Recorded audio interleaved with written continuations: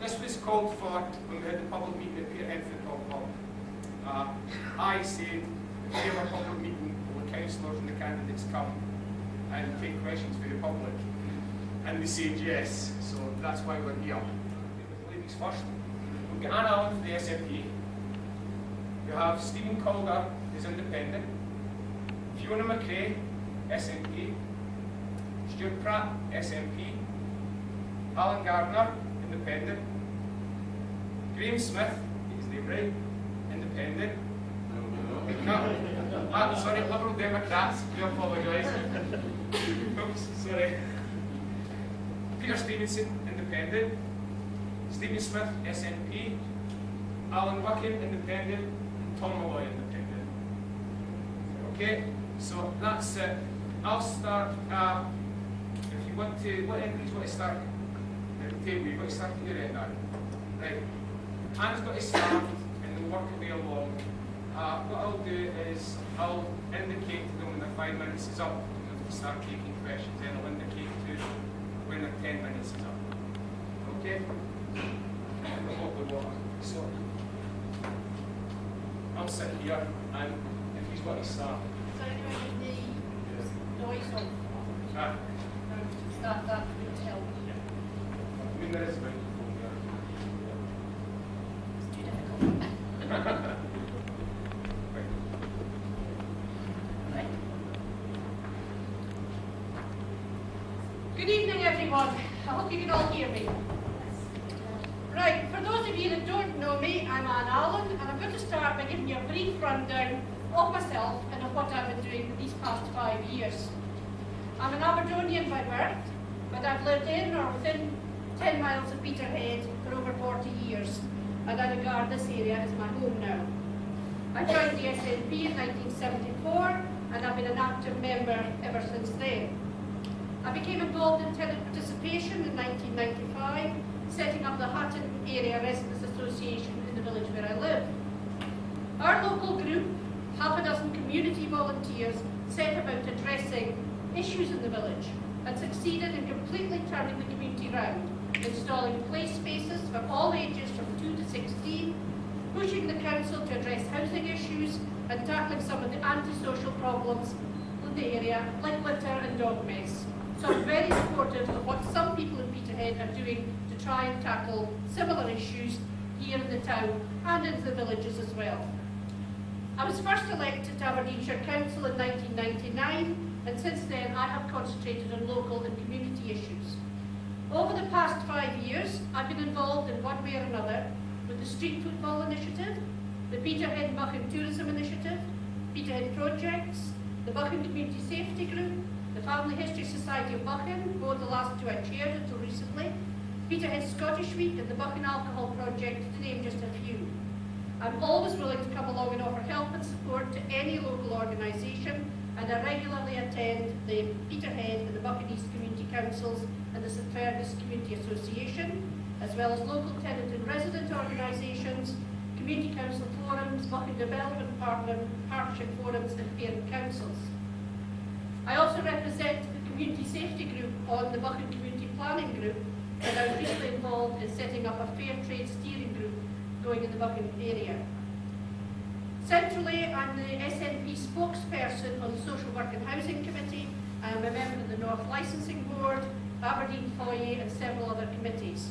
In between times, I help my constituents when they approach me with problems. Now, next Thursday, you will have the chance to elect your local councillors. And more importantly, in the process, you'll be deciding who will run the local authority for the next few years. And I say more importantly, because ever since Aberdeenshire Council came into being in 1995, it's been run by the Liberal Democrat administration, either on their own or in an alliance with others. This last term, they've been in alliance with the Conservative Party, and before that, it was with some of the independent group. Unfortunately, this administration has not served the north of Aberdeenshire well.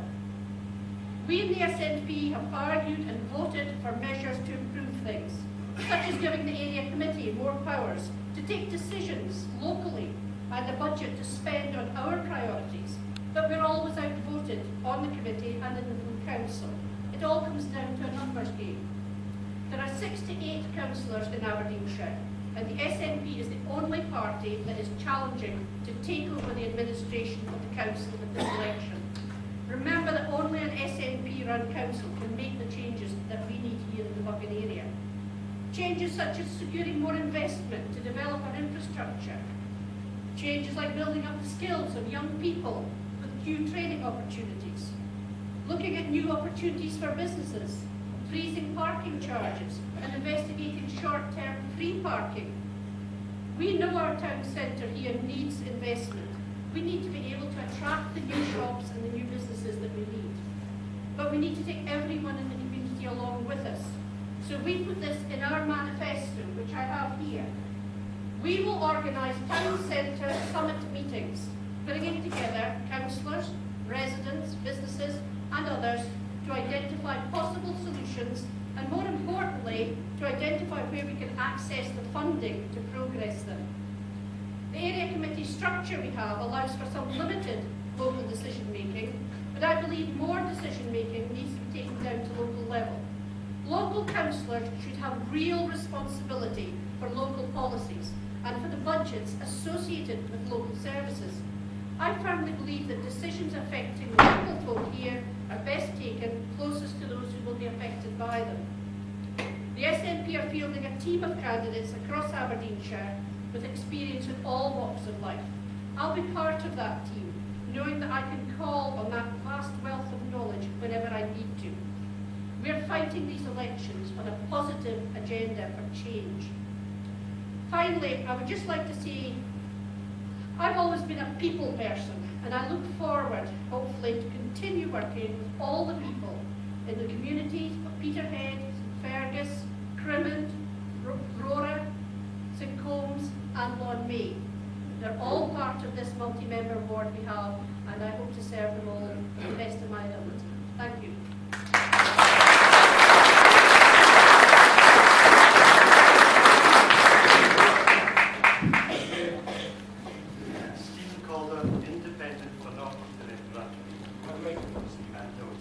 Is that loud enough? Can everybody not hear me? I'll use the microphone. Okay, I can't speak as loud. If I speak like this, can you hear me?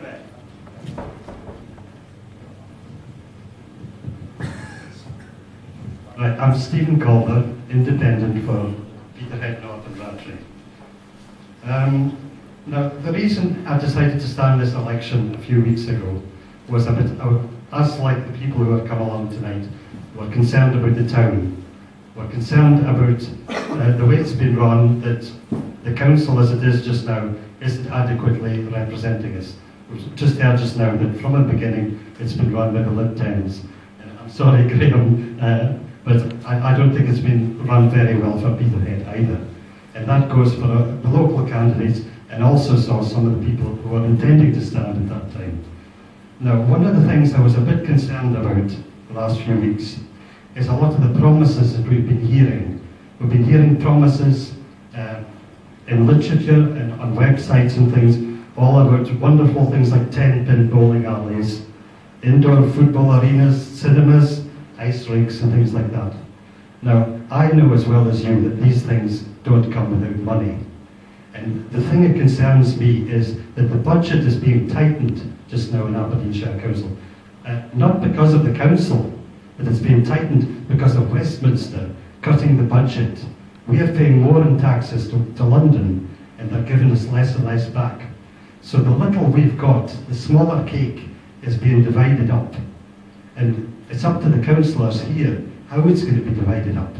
And I think that the most important thing is that the care services, education, the vital services are protected, whatever else we do. So never mind the 10-pin bowling alleys.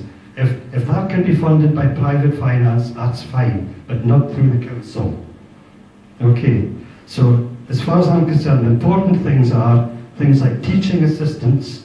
Now, the Lib Dem Tory council we've got just now have cut the budget for this year by £1.23 million for teachers' assistants in primary schools.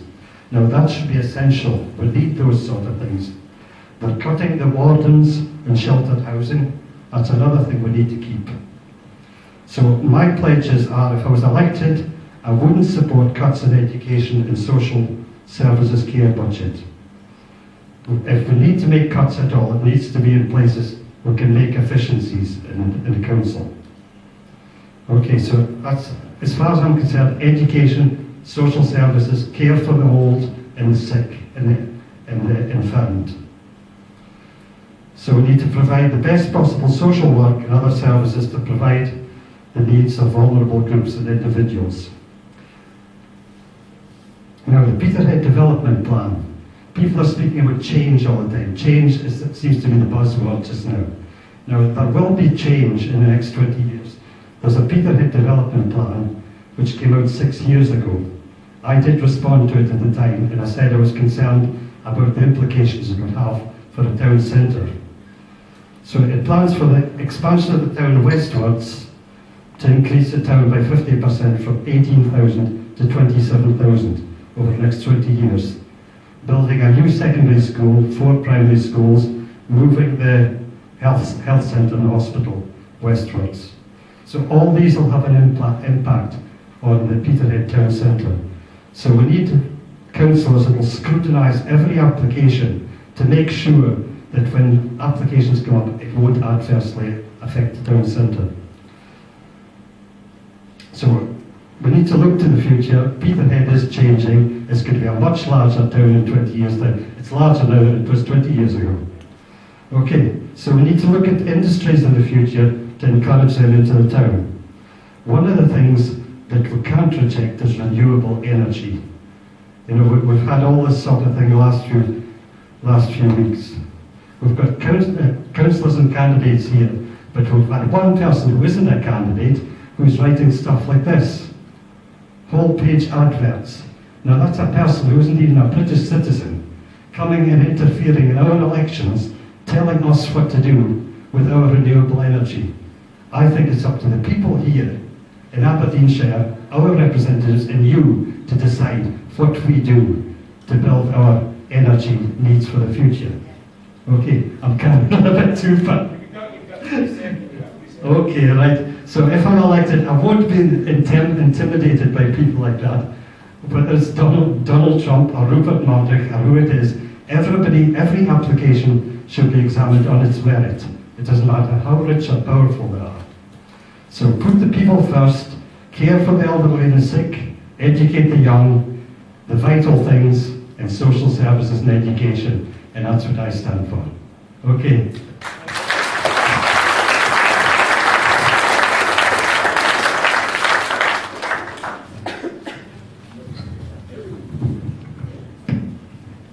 Good evening. Thank you for giving me the opportunity to come along and talk to you. My name is Fiona McRae, and I'm currently a councillor in Peterhead North and Raptor Ward. I feel privileged that I've been asked to stand for a second term as councillor.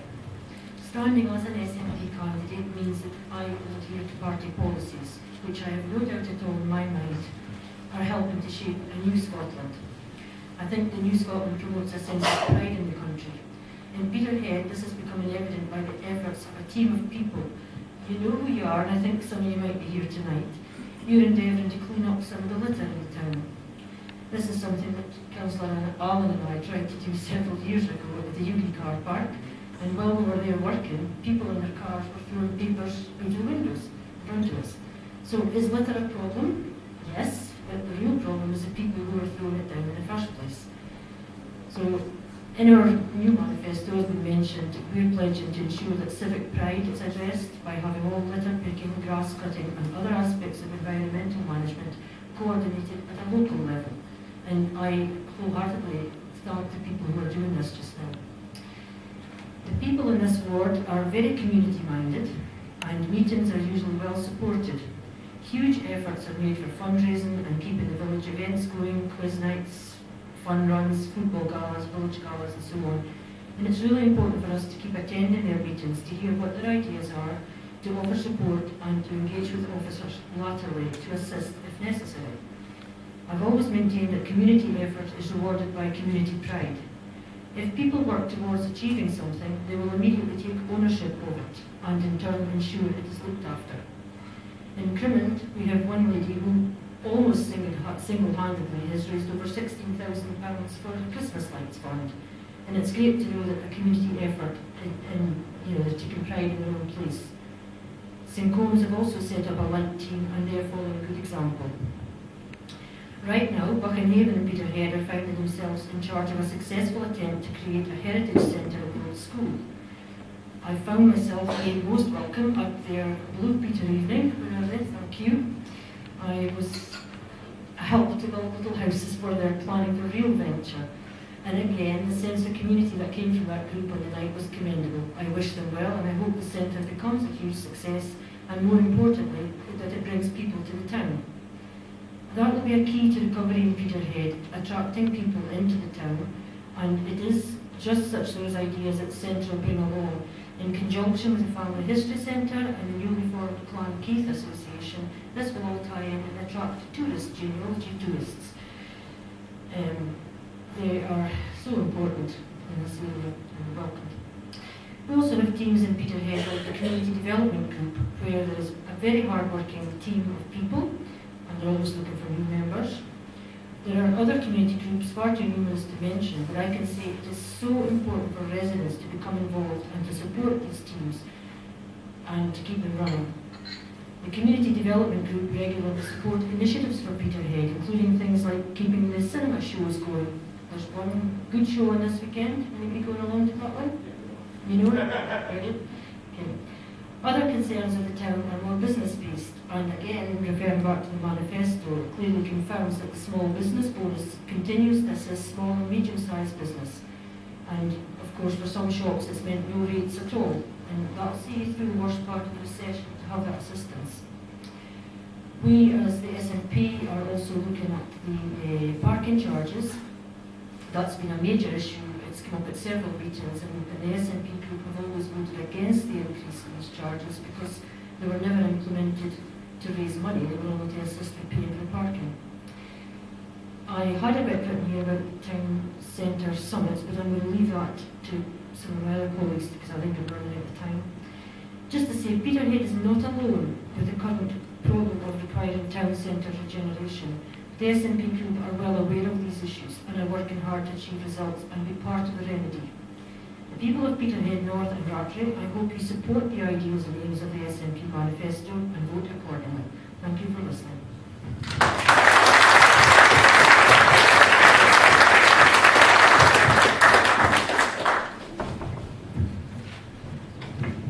Good evening. Can I thank you all for coming out on a night like this? It's I've been at lots of Hustings at the national level, and this is a far bigger crowd than they mostly get. So I really find that there is interest in these elections.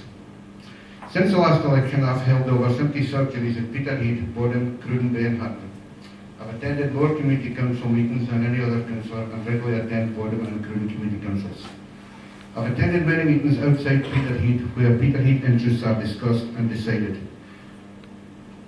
I have served in all the various committees of Aberdeenshire Council at some time, and I've been lucky enough to chair the Buchan Area Committee for the past 9 years. And I was very pleased to see the first new council houses in a generation being built in Cruden Bay and in Mintla, thanks to the SNP government. As chair of the licensing board, I was delighted that 5 out of the 13 winners of the Best Bar None Awards in Aberdeenshire came to Peterhead premises. This shows the work that the licensing board and the trade have been doing with this regard, and it's really pleasing that it's bearing fruit. As chair of Peterhead Prison Visiting Committee, I represent them on the ABC, that's their national body, where it was vital to gain support for the new prison currently under construction, which will create jobs both during construction and throughout the lifetime of the prison. One of my priorities has been to make Peterhead and Buchan area a place of choice to live and work. While we cannot be complacent, I do believe that we have a good place to live and work. And when we do attract people to come to this area, They're amazed at the standard of living we've actually got, and it is something that we all take for granted. In order to give our town centre a boost, I will organise, and obviously I'll be helping Anne and Stephen and others, a town centre summit, which will bring together councillors, officials, interested parties including businesses, residents, community council, the voluntary sector, and anyone else who's got an interest in the town centre to identify possible improvements. This will be similar to the original Peterhead 2001 project that was set up in the 1990s. If we're successful in getting the travel lodge project, that will give the town a boost, and it will be something to hang a lot of other things on to try and improve it even further. The SNP administration will establish the ability for residents to petition councils on matters of concern and be able to instigate debate. This may prove vital in any attempt to regenerate the town centre. I do think that the implementation of a first half-hour free parking scheme, together with a freeze on parking charges during the lifetime of the next council, will also benefit the town. I'll continue to support the increased numbers of frontline police officers, which has seen crime reduced to a 30-year low and has made our streets safer. We now have the no drinking in public places bylaw, which will also help to make our streets even safer. I strongly believe that in decentralisation, and will support moves to increase the powers of area committees, which will allow more local decision making. When I was preparing for tonight, I had a look at the Change Peterhead website and saw a list of unanswered questions. While I can't answer them all, I can give some background to some of them. Town centre pedestrianisation. That came about as a result of Peterhead 2001. It was first proposed by a shopkeeper using the LD model as a way of increasing the footfall. A plan was subsequently put together, and this was agreed by all the partners. As contrary to some views, this was not a council project. The council was a partner in Peterhead 2001. Others included why was making a cinema, a bowling alley, and a restaurant. There was a cinema which was closed because of lack of support. At that time it wasn't trendy to go to cinemas, it's more trendy nowadays. And it was bought over by a businessman and turned into a nightclub. But about 9 years ago, a local businessman did look at this and got a small independent cinema company interested. And the idea was to have a 3-screen cinema with about 70 to 80 seats per screen. But when they did the figures, it just wouldn't add up, and so they withdrew. A bowling alley, again, there was a planning application a fair number of years ago to use the top 4 buildings in Yugi Street. This game had come from a local business company, but again, they got the planning permission, but they quite simply couldn't get the figures to stack up, and they withdrew their interest. The ice rink, as far as I know, there hasn't been any real interest shown by a developer in this. Lack of jobs has also been cited. I know you can never have enough jobs, but let's look at the trend. In 1987, the year that some people claim Peterhead's struggles began with the election of Alex Salmon, there were over 1,800 benefit claimants in the Peterhead travel to work area. Today that number is 551, down from 566 last month. I have here the North East Monthly Economic Report for April 12, published by the Mackay Consultants. I've got 2 sentences. Where under employment it says that the best comparisons are probably with the same months in 2011. In March 2011, Peterhead travel work area had 610 unemployed. In March 2012, that's 551, a drop of 10%. A trend that I fully intend to see continue. Thank you.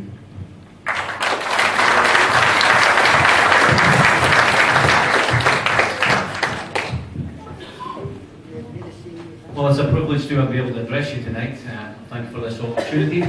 My name is Alan Gardner, and I took a decision to stand. I was approached by business people in the town who told me that they had constantly petitioned the council the existing council and the administration over the last years, and got nothing but a roadblock at every question of improvement. They could get nobody to really listen to them. So after long periods of this, they started to approach business people in the town and said, would you stand so we can make some kind of changes? So I thought it through. I'm in business myself. I have shops in the town that I employ people in, and so I understand the situation that's happening in the town very well.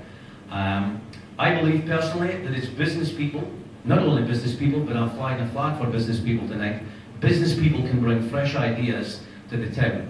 It's okay people saying, well, things haven't worked out and we'll now do this, we'll now do that. But quite frankly, it isn't working.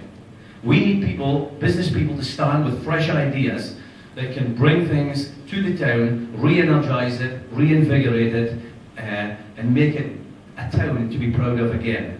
The word change has been mentioned by some of my colleagues. I want to flag up change as a positive word, not a negative word. We need change. We desperately need change. We need to arrest the decline that you are seeing in the town right now. It's one thing looking to have change and start bringing other things to the town, but if you don't stop the decline where we're at now, that's the first and most important thing to do, is to arrest the decline and then start to bring change about. I will be proactive in attracting quality businesses to the town that will enhance and complement existing businesses in the town. If you take Inverurie as a classic example, you have supermarkets in Inverurie, including Marks and Spencer's, and yet in the town centre you have delicatessens and bakers, you have butchers, independent shops that are all thriving. They haven't lost out in their business against supermarkets. We are in our town centre. Why are they not doing that? Because these people are proactive, they're bringing products onto the high street that people are keen to go to. There's a feel-good factor when you walk through Inverurie. Using that as an example, I'd like to see that back in Peterhead, and I believe we can do that. I believe in order to attract business investors into the town that will have money to do some of these things, because it's going to take private investment, the council hasn't got the money to do it all, if at all. But we want to attract business people into the town. Potential businesses need to deal with councillors that understand business. That's why I'm standing. I believe I can sit in a committee with any business people and know what they want, hear what they want to do, and hopefully attract them to the town. When we do that, I believe there will be spin-offs from that and other businesses will follow on. Business investors want to be talking to councillors that understand business language. We're coming to a hard time with proposed council budgets. Some have already said there's going to be a squeeze on the budget. There was an independent candidates meeting in Aberdeen where this was discussed this week, and there's going to be cuts coming, and it's going to be harder. We need business people that understand the economy of this and how to deal with this. Not only to deal with the cuts, but to evaluate and to look at the existing council spending and to see where money has been frittered away and wasted away on things that it shouldn't be wasted on, and then be able to redirect it to the areas that really need the investment most of all. Now, business people can do that. I believe I can do that. I've been doing it in my business for quite a long time. In order to get the town regenerated and moving again, the feel-good factor is the word I've been using in my campaign and the leaflets that I've put out. I just think there's not a feel-good factor in Peterhead and surrounding areas, and it's been missing for quite a time. But it was there in the past. I intend to address this de-pedestrianisation of Peterhead. Stuart made a point about it here. I would like to say, whoever voted it in, whoever made the decisions to do it, made that decision. What's not important now is who did it. What's important to look at is, it's not working. And when something is not working, you've got to sort it. But the first thing you've got to do before you sort it is you've got to admit it's wrong. Now we need a council that will admit that what's happening right now is not working. Once we can have a council that can admit to that, then we're going to have a council that can say, right, we've admitted it's not working, whoever's responsible is responsible, but let's change it. Let's look at ways of opening it up again, to have traffic freely moving, the shops that are buoyant again, and people can park at doors and buy at shop doors again. I think we can do that if we have a council, particularly with business people that understand that and have that mentality. Is that it? That's it all. Okay, thanks. Can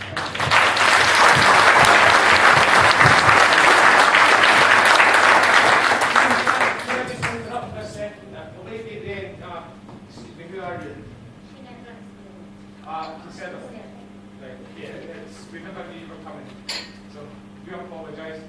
pass it in.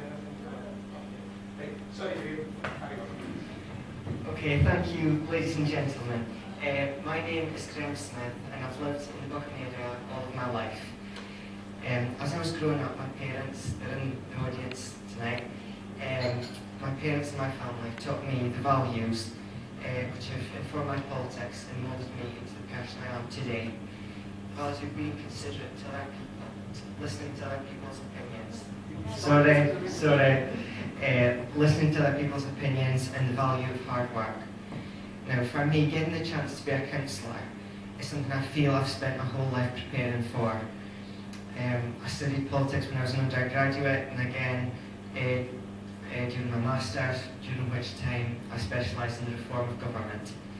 And I was lucky enough to teach first-year politics classes during my final year at university. And that's why I believe I've got the skills, the temperament, and the political knowledge to help lead our council. For me, being a councillor isn't about my ego, it isn't about trying to secure some kind of personal legacy for myself. It's about public service and trying to make a difference. There are so many things that I'd like to promise you tonight. 10-pin bowling, to a soft place in Tallock Hoodles up at Old Meldrum here in Peterhead. And believe me, if I could get rid of the cobbles, I would do it in a second if there was any cost to the public purse. But I can't stand here and promise things that I can't deliver, because I don't think it's fair to raise people's hopes up, and it's not the kind of person I am. But I do believe that there are things that councillors can do that can make sure that there's money available to invest in the infrastructure of the future. They can reform and change the planning process. They can work to help stimulate local employment. And I believe we must work towards a new economy which is environmentally sustainable and in line with our values. I also believe that for too long, politicians for all parties have been too squeamish about correcting market failures, and I say no more. I think we should be able to take bold action when needed. Now, I also believe that helping to run the council isn't the same as running a business. You know it, and I know it. Now, I'm sure you'll hear folks saying that the council takes business decisions, but it doesn't. It takes macroeconomic decisions on behalf of all the residents of Aberdeenshire. We need the council to be pursuing the right policies.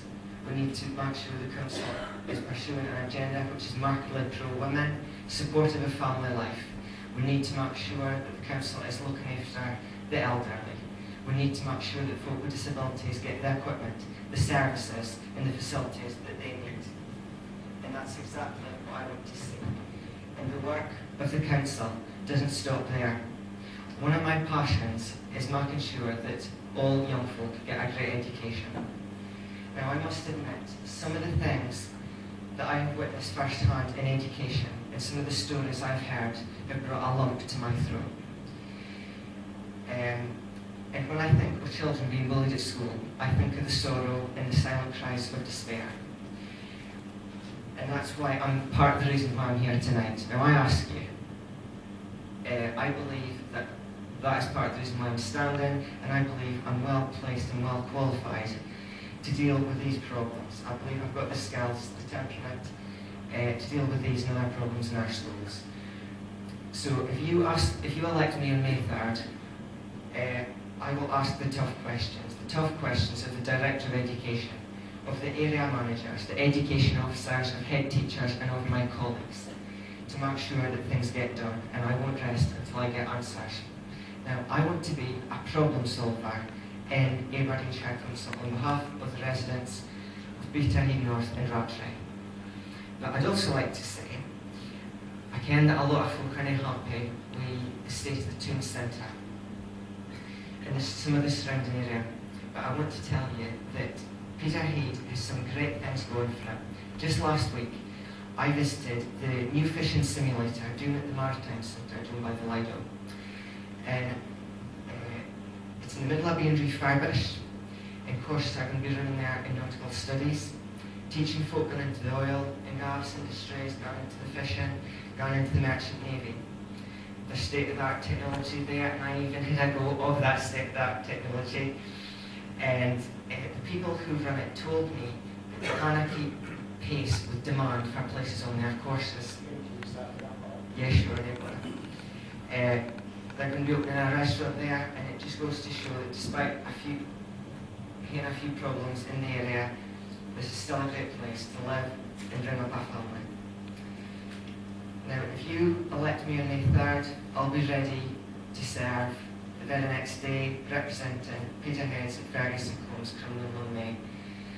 And if I'm lucky enough to serve, I hope that people will look back in 5 years' time and think, well, that young lad, Graham Smith, he did us proud.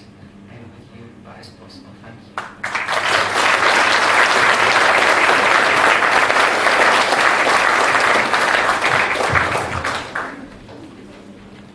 I know he's a bit nervous to teach you a wee bit longer than 5 minutes, so don't worry.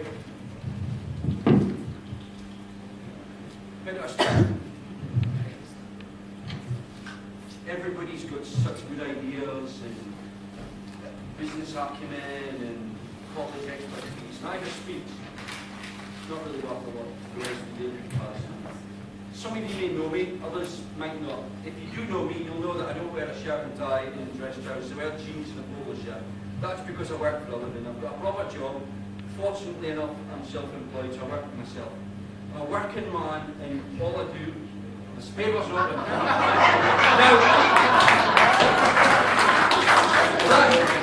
That doesn't bring a common touch to me. That's got to be a metaphor for Peter Stevenson. But anyway, some of you know me, some of you don't. Some of you may have good, others may not. You probably know me as a car dealer. Car dealers, you know, when we start, we're evil and we're Satan-like, and you know, we're no good, to be fair. And that's probably fair to say. The people that have sold cars do that look, some probably happy with the cars, others maybe less shape, no? I've seen a couple of... well, no, you've made it very public that you're questioning my integrity, and quite rightly so as well, so hey, I'm wide open, just take a crack at me. If I stand up to be counted, I expect people to agree with me, that's what I do. I'm not going to promise, well, I've been told that I'm promising bowling alleys and ice skating, so I can't promise any of that. I don't know if that's achievable or not, to be fair. I'm fortunate enough in my job that everybody comes in, and I try to take a bit of time to speak to them where I can. And we're all singing from the same hymn sheet. We're all not happy with this. Why are we spending money on that? Why are we doing this and so forth? And the general consensus is that nobody's happy. So, no offence to Stuart and SNP, but it would appear that our local council are not doing the job that people pay them to do. So, simple. If you have somebody within the workplace who can't do the job, you dispense with them and you get somebody that can't. Now, I'm not going to dress up what I want to do with, you know, clever statements and statistics about business or politics or what I've achieved or anything like that. What I want to do is just be a voice for everybody here. So, everybody tells me there's problems. So, put somebody in place that'll listen to you, that'll voice your problems, that'll address your problems, and just make me accountable for it. If I do something for you and I get it wrong, I'll put my hands up. If you want to know why money was spent somewhere when it shouldn't have been, I'll tell you why. And I will make mistakes. Spelling's not one of my strong points, so a lot of you maybe know. I will make mistakes. We're human. That's what we do. We make mistakes. It's just about, it's not about politics or about council, it's about putting people in place that will listen to you and do what you want done, what you want to see achieved in Peterhead. And that's reasonable. Do you all want change? Who doesn't want change? There's a big voice on Facebook, but I'm not hearing many just now. I would imagine everybody wants change, so you wouldn't be here. And you all want positive change? Yes. Right, so why not invest yourselves in one person that will listen to you and implement the change that you want? Simple as that, isn't it? SNP's had ruled for how long? How long ago did it? 20, 25 years. And Peterhead's on a decline. Can we blame the SNP? We could try. No, we could try. We could take a crack at Stuart. He's at least At least he's here tonight to be made accountable. We're going to have Bob with him if we like, but I think global economy and become a little bit complacent about our town and so forth. We need to take ownership of the town and take responsibility for our own town. And if we want change, we need to make the change ourselves. It's not going to happen without a single person fighting for X, Y, and Z. We've all got to take the responsibility to make the change, make our town a better place to be. You need to put people in place that are willing to listen and make the change that you want. And if they don't, 4.5 years, 5 years from now, bullet them. Just get rid of them and put somebody else in place that will make the change. It's not rocket science. That's it. I don't have anything else to say. I'd love to read from my speech, but it's, you know what, it's worthless in comparison with all these people. They're all good people. They really are. There's not a bad person amongst them. Thank you very much.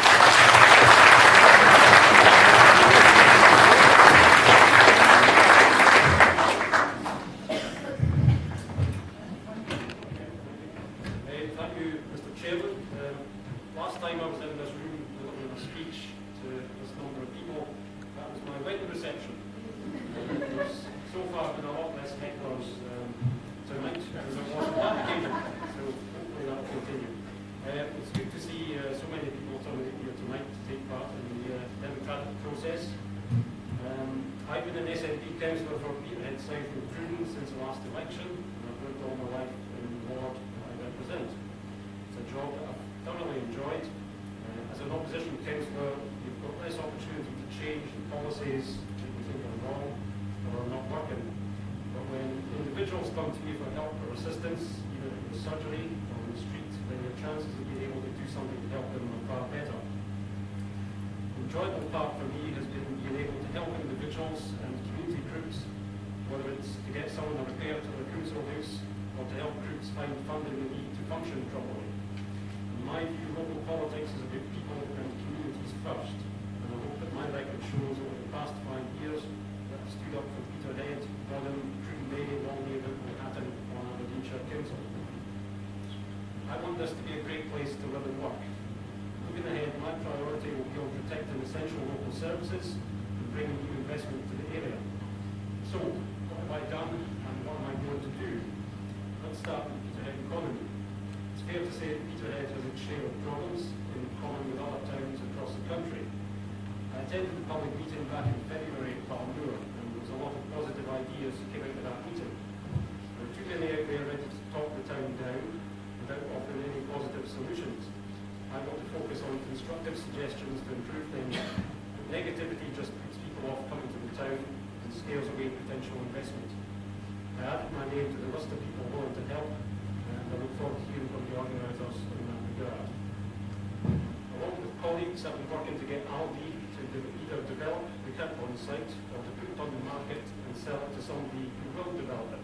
It's a prime site on the entrance to the town, and it's been left like what it is for too long. I've also been working with a firm of property consultants in conjunction with my colleagues to try to bring Travel Lodge to the town centre. There's a real need for more hotel accommodation in the district, and I'm hopeful that we'll get some good news on that soon, which will mean more jobs in the town. You'll also have noticed the council tax hasn't increased since 2008. We've gone from the days of huge annual increases to no increases for the last 4 years, and that's thanks to the SNP government supporting local councils. With household budgets so tight, that has been a big relief for many people. But there have been plenty of people arguing for a council tax increase. I'm not one of them, and I'm pleased to say that if the SNP wins across Aberdeenshire, we'll freeze the council tax until 2016. Another big issue in this area is the chronic lack of affordable housing.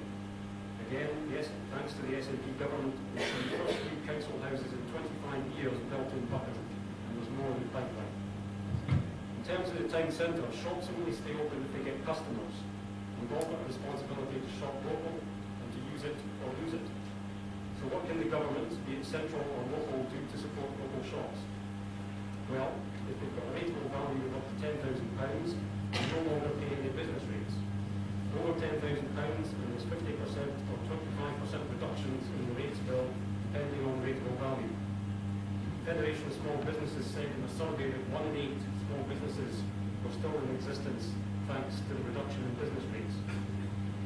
I'm standing on an SNP manifesto, and that includes includes a commitment not to increase parking charges for the next 5 years in the towns. To encourage shoppers back to the town centre, we also want to introduce free short stay car parking. All the SNP councillors voted against the last increase in parking charges, which I'm afraid can't be said for all of Peterhead's councillors. As you've heard, we want to see town centre summits organised, bringing together local business, residents, local organisations, councillors and interested parties to take forward positive ideas and give the town centre a new lease of life. If the SNP were in control of the council, this is in our manifesto and something we will do.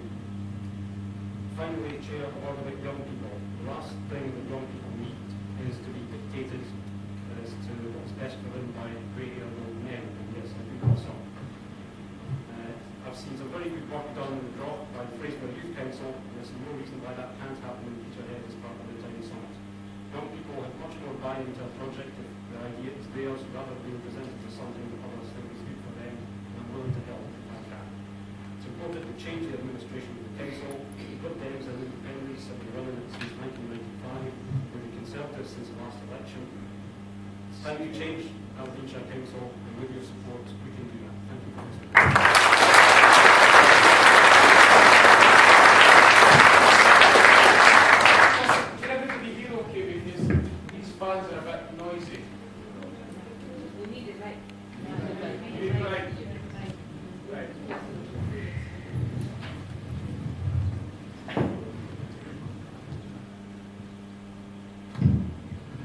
Good evening, ladies and gentlemen. I'm Alan Buchan. Probably most of you know me anyway. I've listened to all my colleagues that's been in the council with me for the last 5 years, and they've told you how many meetings they've attended, how many things they've done in litter, how many things they've done in dog following. But to me, a real role of a councillor is to say in two concepts, which is the big picture and leadership. We've got 14,500 people employed by the council. We've got a budget of £550 million a year. So there isn't lack of money, there isn't lack of staff. Things like litter, parking and that should really be left to the staff and the officials to deal with. Your councillors should be the ones that are giving a community a lead, looking at things like bringing in new industry.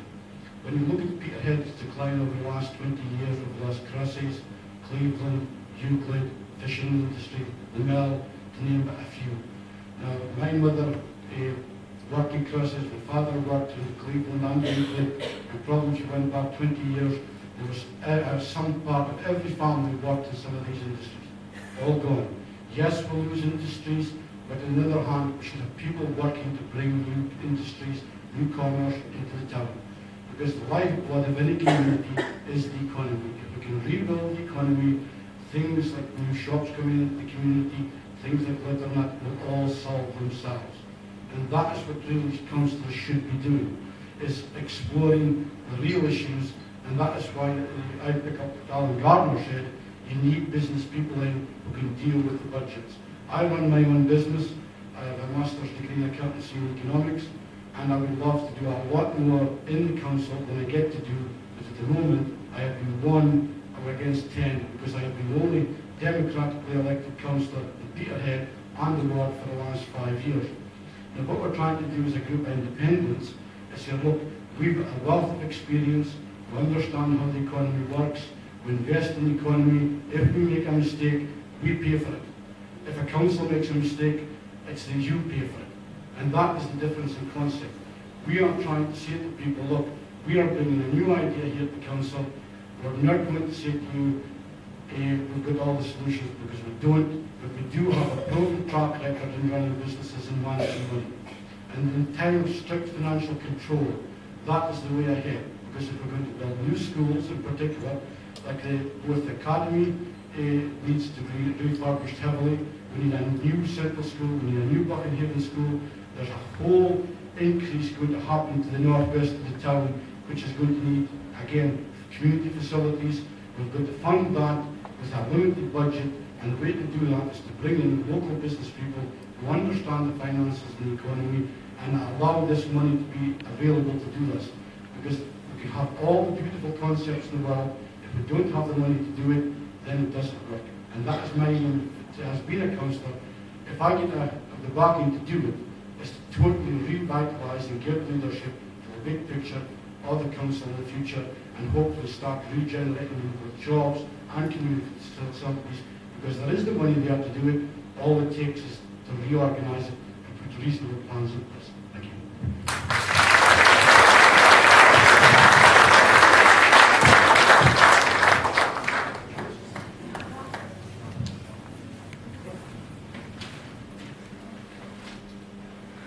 Good evening, ladies and gentlemen. My name is Tom Malone. I'm standing as an independent candidate for Peterhead South and Cruden. I just want to lay something to rest about the promise of bowling alleys, ice rinks and cinemas and skittle clubs, or whatever the case may be. I am solely responsible for posting that on the Change Peterhead website. It is not posted as a promise. It is posted as an observation by a concerned consumer. And my friends and my colleagues and my family for decades have been saying, why does Peterhead not have more facilities? We are a wealthy, affluent community. Why don't we have more, why don't these things exist in our community? I'm 60 years old. I retired from social work last year. I have 27 years experience working for Grampian, Aberdeen City and Aberdeenshire Council, as a social work manager, as a service developer, as a regional coordinator of social work services, and as a frontline social work practitioner, working right across the spectrum of people with special needs, the elderly, people with mental health problems, young children, and younger people.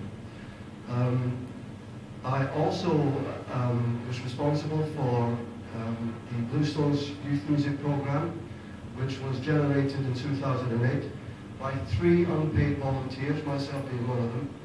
And in the space of 18 months, we won awards of £62,000 to invest in youth music opportunities for young people in Peterhead and across Buck.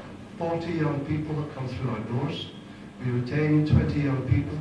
We have produced 2 CDs of original music by Buck and Loons and Quines. An example of what can be done by thinking outside the box and working together for the good of the community. I'm passionately motivated towards impacting Peterhead and its surrounding areas in a positive way. As the commercial, economic, social and cultural heart of Buchan, the town of Peterhead, particularly the town centre and its environs, have been grievously and irresponsibly neglected, in my opinion, for the past 20 years. Commercially, all that appears to have been built in the last 20 years is mostly private housing and supermarkets, but with no developments within the infrastructure of the town to meet the needs of a growing, expanding and socially diverse population. Economically, almost all of Peterhead's major industries, small businesses and quality retail outlets have gone. Those remaining are in a vulnerable and fragile state. I cannot personally see that anything has been done at a local government level over the past 20 years to address this decline or to seek solutions and aid recovery. I would add that I have lived in Peterhead for 38 years. There are few jobs to be found locally, few opportunities for school leavers, no more trade apprentices and few opportunities for our youth. And more worryingly, no local political leadership initiative regarding these issues. Socially and culturally, for many years now there have been no local government developments or initiatives to create resources and facilities with regard to sports, entertainment, leisure and recreation, the performing arts and local culture. The single and only development I am personally aware of any significance was the Maritime Museum at the Lido. And even that was recently taken away from the people of Peterhead and Buchan and given to Bamford Buchan College, which is based in Fraserburgh. The residents of Peterhead and Buchan areas are increasingly and routinely having to travel to Aberdeen and other towns across Aberdeenshire to access jobs, resources and facilities that I believe could, with the right local government management, be retained, protected, developed and created locally. I personally believe that the communities of Peterhead and Buchan, with a combined population of 40,000 people, deserve better. I believe that locally elected councillors should be accountable to local people and not to national party political agendas or political dogma or infighting. Locally elected councillors should dedicate their efforts to directly addressing the specific needs of local people, which includes fighting for the highest possible standards in the delivery of all public services for their area. Since local government reorganisation in 1995, the town of Peterhead seems to have gradually lost its identity and for many years there seems to be a decreasing sense of ownership or civic pride. When compared to other towns across Aberdeenshire, Peterhead does not appear to be getting a very good deal. Yet it is the capital town of Buchan, with the largest population, and has been a hub of industry and commerce for decades, bringing a great deal of wealth into the Buchan area. If elected on May 3rd, I will seek to pursue policies and initiatives aimed at restoration that will pave the way for regeneration. Firstly, we need to restore the image of the town and its entrance routes in order to bring shoppers and visitors back and to encourage tourism, potential business investors, and other enterprises. We need to restore our town centre at the heart of Buchan that will match and surpass Ellen, Inverurie, Turriff and Banff as a place that is a pleasure to visit and spend time. Thirdly, we need to restore a sense of corporate ownership and civic pride. As a starting point, I will propose a sustained community campaign of zero tolerance of litter that will be council-led but will involve local community groups, businesses and schools. We should and can collectively promote the message that Peterhead is open for business, not closed to opportunities. Thank you very much.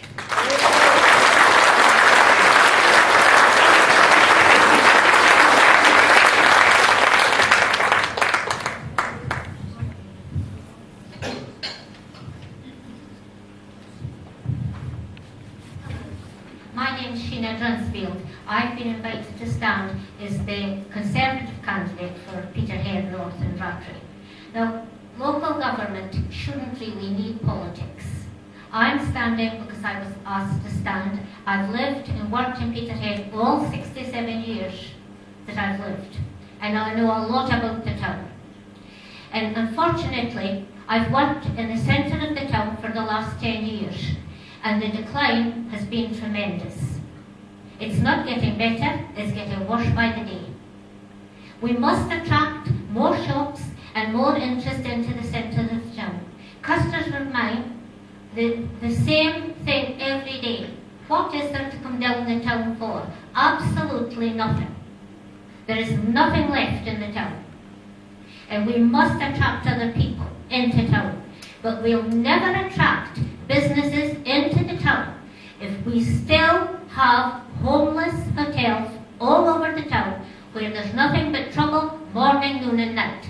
I have worked across from the old Northeastern Hotel and that awful bar that's underneath it. The police car and the ambulances are never away. There's brawls on the street, they're spitting on the street, they're out drinking on the street, and nobody does a thing about it. It's not fair to the shops round about it. People are frightened to walk past that bar door. People are frightened to use the cash machine right across the road. Now something has got to be done, and done quickly. I know pedestrianisation is with us, but it doesn't apply. We have buses running round the town centre at high speeds. A lot of my customers, when I was in Mrs. Bridges, used to be terrified the bus would come in through the window, it was going so fast. On one or two occasions I spoke to the police about the buses coming round the town at such a speed, and I was told it was out with their jurisdiction. We've had streams of cars coming round the town all day. If I stopped outside my shop in the evenings, the police used to stop me and tell me I shouldn't be there, and all I was doing was unloading. When I come out of my shop at night, I couldn't come out at the back door because it was a fire door that had been locked from the inside. I had to have my car in the front of the shop because in no way would I have walked through any of that lanes off Marshall Street to get my car at the back car park. Because you're never sure who you're going to meet in that lane. And that's the state Peterhead's got into. And that's why Peterhead people don't come down the road. Because they feel that the town is not safe. I've heard people saying tonight that the town has become a lot safer. Well, I'm sorry, I don't agree. And I think we must address this before we address anything else. The town is filthy. There's no clean-up in the town. It just doesn't happen. It's the same with the Lido Beach. I was brought up as a child right above the Lido Beach. I played on it morning, noon and night. Could your children go down and play in the Lido Beach in the evenings now? I don't think so. There is glass, there's empty cans, there's litter all over the place. The grass is cut and left. When I was a child, they didn't have the sophisticated machinery they have now, but the grass was never left to dry and rot and make a mess on the greens at the Lido. The Lido was a clean, lovely place to visit. But it's in sad decay, and I don't know how we're going to get it back, but we've got to fight to get it back. The same as we've got to fight for the centre of our town. We don't need another supermarket on the perimeter of this town. The supermarkets have done much to destroy the heart of the town. We all like going to the supermarkets. Everything's under one roof. You can buy everything. But we have lost bakers, butchers, candlestick makers from the town centre. And how are we going to get them back? I mean, we've got Woolworth closed and did a lot of damage to the town centre. What did we get in this place? Iceland. Iceland is not a busy shop. It doesn't attract shoppers to the town. You can buy frozen foods in every supermarket. And Iceland, the premises Iceland are in, we needed another store that people could go in and have a look round when they were down the street. There's nowhere for people to go and have a stroll around a shop in Peterhead anymore. Nowhere. And we need to attract people like Marks and Spencer's, and Rooney gets a Marks and Spencer's. Why can't Peterhead get a Marks and Spencer's? I think our councils need to do more to liaise with people like that, to get them to come into our town centre. If we had a small Marks and Spencer's, we would get people into our town centre. And I do think we need to open it up. We need to get traffic round, controlled, speed controlled very much. But we need traffic round the town. It's hard lines that people, elderly people, can't drive up the street and go to the optician without being accosted by a traffic warden saying they shouldn't be stopped there. And I've seen it on many occasions. Old people coming out of our cars and being stopped because it's a pedestrianised area. But yet the service bus can pick up people well through the town and nobody says, what doest thou? Can we finish it up, please? Okay, I'll finish it off. If I'm elected on May the 3rd, I intend to make my voice heard within the council. I think we've tolerated SNP too long. And I think they're a big link with their town centre summit. They've had 10, 12 years to have town centre summits that have never materialised. So I do think that I would like to have my voice heard in the council. And I have been canvassing all day today. I retired on Saturday night. I intend to use every day left between now and the election to canvass and put my voice across.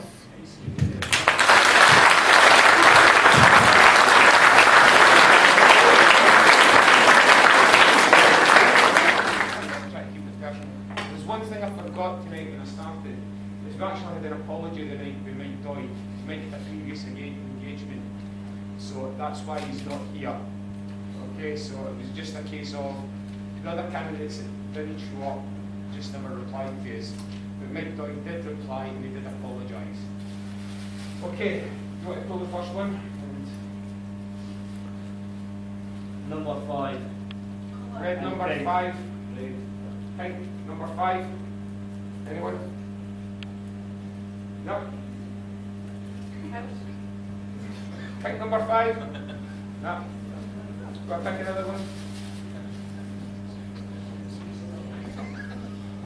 White number 2. Sorry, what colour? White. White number 2. Yep. Alligators from Haven. Unfortunately, I was going to ask a question. Every candidate is only a yes or no answer, so it should be very brief. Is that Yeah. okay? Yep. The question is, a lot said recently about attendance for statutory committee meetings, etc. Now, you're here tonight, the media is here. If you're elected, are you willing to have your attendance levels checked every year? And we'll say, for example, you don't attend 20% of the meetings and 20% your salary back. So that's the question.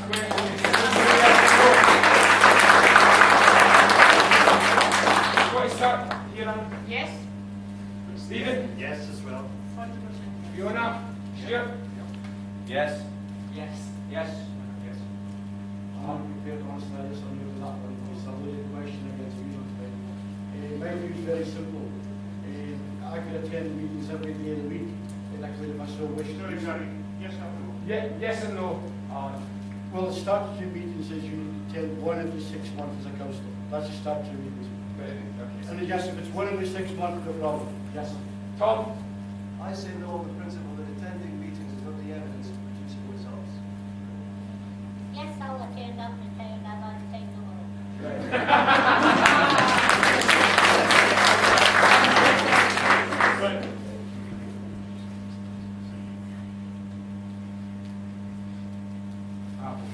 We've not got a wireless mic, so I mean, if you're asking a question, can you please, even if you have to shout it, because we've got these fans and that going here, and it is, as I say, I apologise, the wireless mic ain't working. Right, it's white number 11. No. White number 11? Yeah. Yeah. No got a question asked, okay. Pink number 15.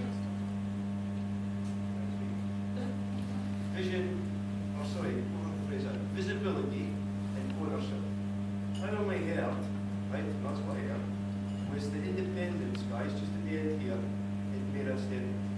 I never heard that from anyone else, specifically from the SNP, right? So, what's your thoughts on that directly to the SNP? I have never seen you guys walk. Now, sorry, I've got your name there. Yes, you are. You represent St Fergus. Is it St Fergus you represent? Fiona, is it? We represent Peterhead North and Rockley. Okay. Well, I've stayed there for 6 years. I've never seen you. Okay, never seen you. And another one from my wife is a business down here. She's never seen you come near her door or say, "Hello, I'm your local councillor. What can I do for you?" So visibility and ownership is something that you really all need to think about. And I believe that's a focus that these independence guys are treating as a priority.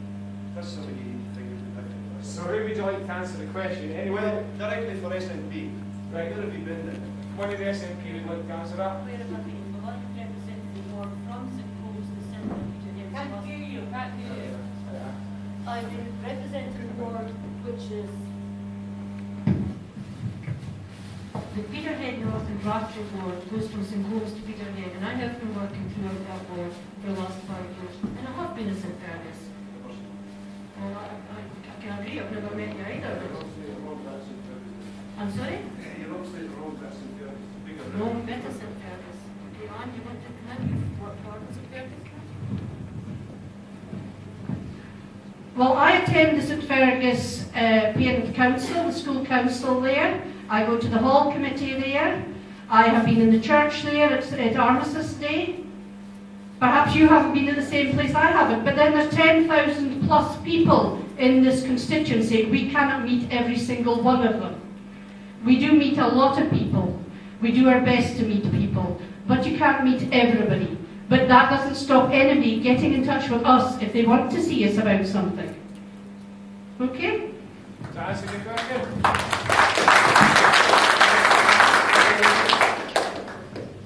Point number 6. To the independent parties, you speak a lot about business opportunities. How do you aim to attract more opportunity, more investment into our area? Yeah, I can address that. I don't know if you know this, but Union Square, if you take Union Square in Aberdeen as an example, Union Square has beaten all records on attendance. It's done really well. It's far exceeded all expectations. The secret in Union Square and why it did well was they approached Marks and Spencer's and they asked Marks and Spencer's a question: what will it take to get you to come into Union Square? A deal was done. They were given 7 years free rent. Some people would look at that and say that's abuse. A business person looks at it and calls it a lost leader, or in Peterhead you would call it a sprat to catch a mackerel. By doing that, what they did was, they then went to the rest of the businesses and said, markies are in. And they said, we're in. So what they did is they used it very carefully. Now what I would like to do is, I would like to approach businesses, I've already done to some already, and make inquiries about coming to Peterhead and ask the question of them, not dictate to them, ask the question, what would it take to get you to our town? Now what they may ask for might be far too much, but I would like to get around the table and negotiate with some of these businesses, attracting the right ones in. If we get the right ones in, Marks and Spencer's is the name everybody mentions, let's use them as the example. If we could get a Marks and Spencer's into Peterhead, watch what happens after that. You will have other companies coming in alongside it. So what I'd like to do is get round the table with business chief executives of these things. Be proactive, go and see them, and say, what's it going to take for you to come to Peterhead?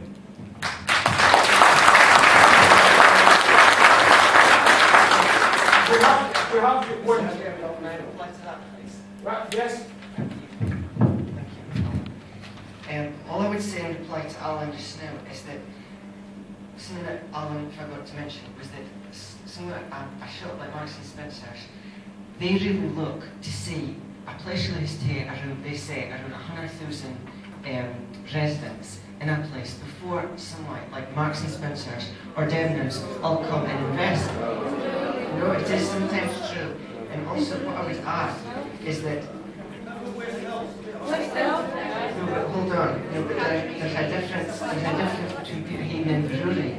I'll tell you the difference between Peterhead and Inverurie. The difference is that in Inverurie, on average earnings are 50% higher in Inverurie than Peterhead. So there's that extra disposable income to spend in places like Marks and Spencer's. Now, I'm not saying that councillors should wring their hands and do nothing, but I do not think folks should be promising on this panel to bring a Marks and Spencer's or a Debenhams or a Union Square to Peterhead, because it might not work.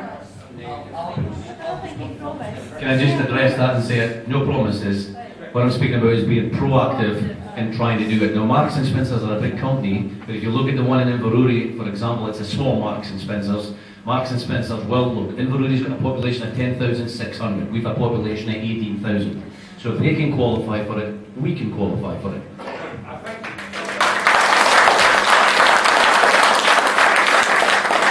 I've asked members of the audience to ask a question and designate someone, i.e. someone from the SNP, one of the independents, or a specific one. Can I just say one thing? Yes. My partner asked one of our SNP candidates to dangle a carrot for Marks and Spencer's when Woolies was closed, and they wouldn't do it. They said they couldn't dangle a carrot and get the bacon deal with Marks and Spencer's. So, we've got all sorts of things. The thing is the person asks it and someone answers it. I know the councillor and candidates have all want to have their say, but we've only got a limited amount of time for questions, and I hope you understand that.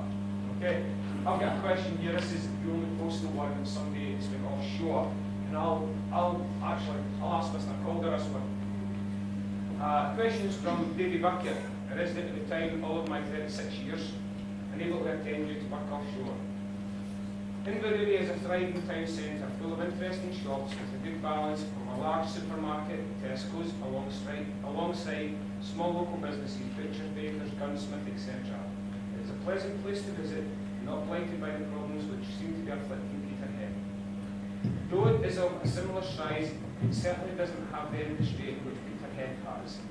I think this is partly due to the Inverurie being on the rail network. Is there anything the local council can do at least to set wheels in motion to establish a rail link to Peterhead? That would you, Stephen. Well, the last bit with the rail link to Peterhead, I can't really answer that. The rail network closed down in 1970. If it had carried on for another year, it wouldn't have closed down because the oil came to Peterhead. But we've heard quite a number of people mentioning Inverurie and comparing. It's always Inverurie is being compared to Peterhead. Now, Graham got it absolutely right. The average income in Inverurie is 50% more than it is in Peterhead. There are wealthy people at Peterhead, but not enough to justify a Marks and Spencer's coming to here.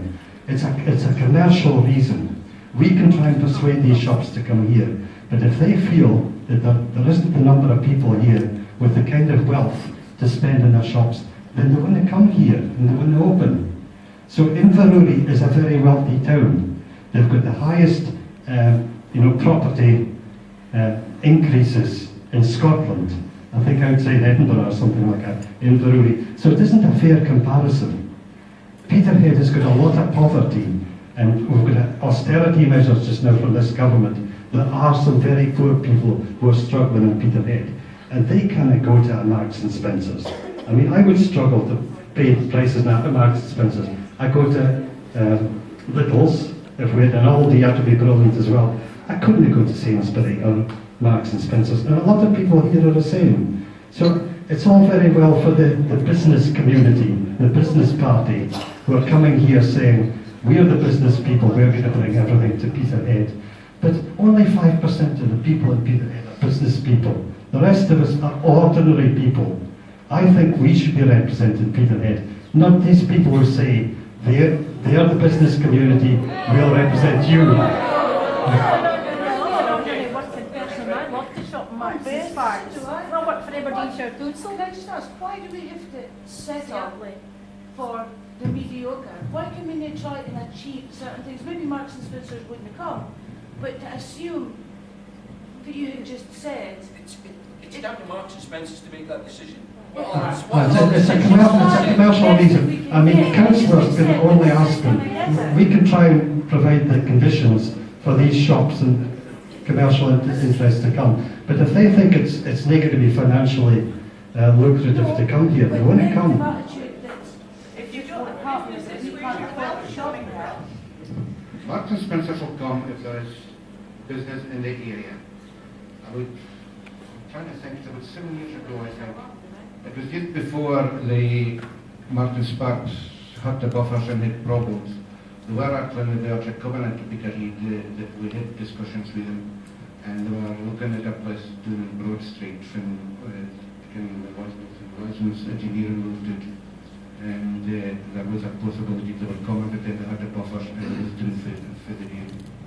I think what I think the question what was I was really trying to say is, like a real link here would have been, we've been more prosperous if we actually had a real link. Can I just say, I think what Alan's trying to say is, let's not focus on Marks and Spencer's exactly. He's using Marks and Spencer's as an example. What he's saying is we need to be proactive in looking for businesses to come into the area. And we're using Marks and Spencer's as that example. And it's not a promise. The bottom line is Marks and Spencer's will come if they decide to. A lot of talk about Marks and Spencer's specifically, but what we're looking to do is introduce new business.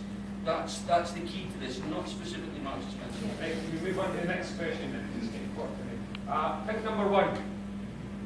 I have one question. No, okay, another one. Pick number 13. Yes.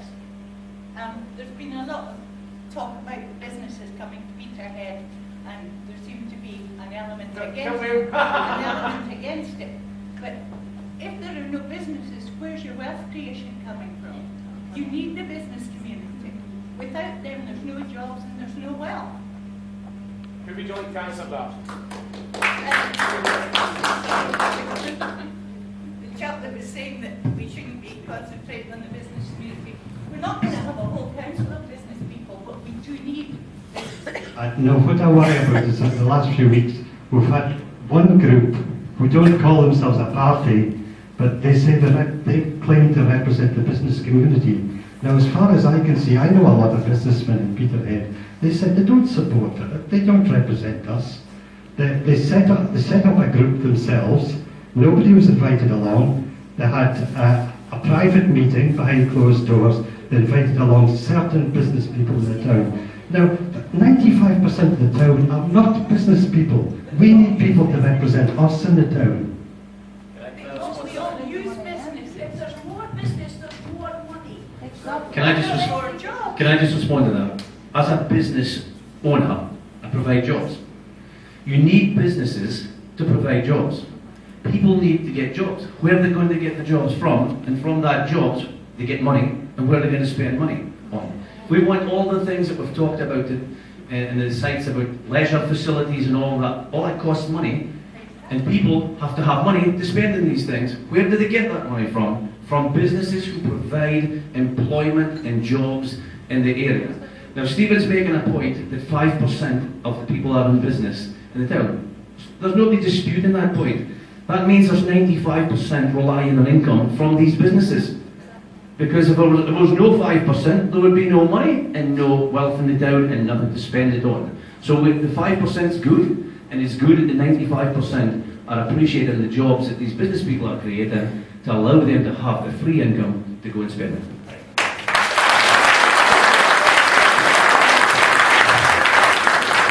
Next question is white number 4. White number 4.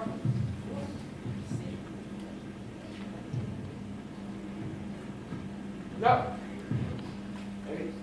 No. Okay. Right. White number 7. No. Okay. They're getting an easy night here. White number 10. It's me. I'd just like to say something. I'm a business. Here's a new.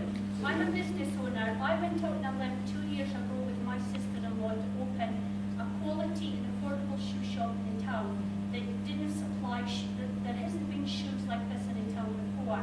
Now I can say I know that there's a lot of people in this town that are in the poverty line and are struggling to buy expensive shoes. But I can assure you that 40% of my customers come from Buckie, Macduff, Fraserburgh, Aberdeen, all the surrounding areas. When they come in, they tell them where they've come from. They love coming to Peterhead. We need to attract more businesses like that to get people to come to the town. Okay, our town's struggling just now, but there's a lot of wealth out with, and we can get a share of it by attracting people into the town. What are any ideas going to do about the town centre? Any specific one? Independent. What are you going to do about our town centre? We're wanting independence. The pavements are a mess. We need nice things, nice flowers, etc., so that when people do come to our town, they don't just want to come once a month, we want to come maybe every second week. Instead of going into Aberdeen, instead of going into Union Street, they want to come to Peterhead. We're in a central belt, we're a brilliant area, we've got as far up as Fraserburgh, Buckie, all the surrounding areas around that way. We're right in the very centre. Okay, and Marooney's great, but us veering towards your Aberdeen area. We're in the centre, we can get a vast community coming into our town every week, not just once a month.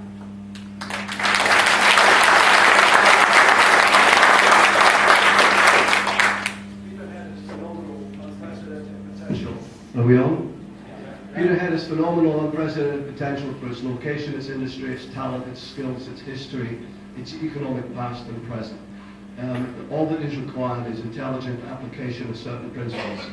I was studying recently about the 2001 project that took place in Peterhead, and one of the recommendations was that, one of the observations of the project was that the consultants was that the approaches to Peterhead were affecting the image of the town, because the approaches to Peterhead from the southern peripheral route, from Aberdeen and from Ellen, looked very run down, underdeveloped, not well landscaped. And as you approached the town from there, the picture was the same. So people coming into the town were given a dismal picture of the environment. And one of the recommendations was that should be upgraded, landscaped, professionally landscaped, to make Peterhead look more attractive as you drive into it. To my observation, that has never been done, and 9 years have gone by. People want to shop in a place that looks pleasant, that feels pleasant, that is a nice environment, that's common sense, as well as being positive market forces. The shop window of any store, what takes you into a store on the high street, whether it be Peterhead or Elgin, whether it be Aberdeen, is the shop window. If you have a nice shop window, ladies, you want to go and do your shopping. If you have a grubby shop window, you just go on to the next place. The shop window of any community is its town centre. We need to refurbish the town centre, we need to modernise the town centre, we need to landscape the town centre.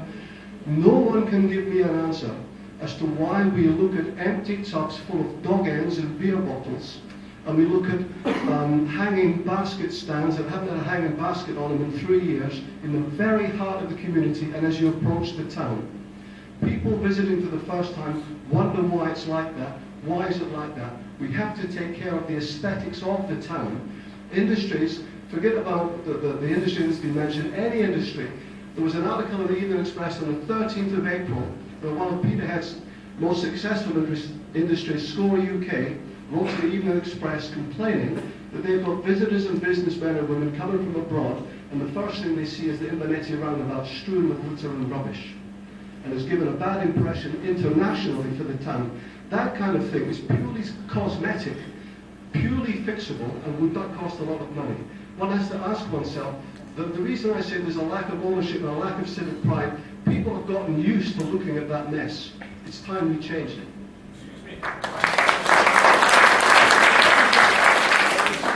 One of three people that on Easter Monday cleared litter from McDonald's roundabout to the Lido. Every scrap is clear. One part was a disgrace, and your banner's in it. Can you go out there and clean it? And you're speaking out of embarrassment. You embarrassed us, because we spent hours clearing it. Sir, one of the things I propose, the banner's been there, thank you for your comments. The banner's been there for a couple of weeks for promotional purposes. Who put it up? Well, we put it up, but so have other political parties put them up. The litter problem, sir, in Peterhead has been there for decades, not for the past 2 weeks.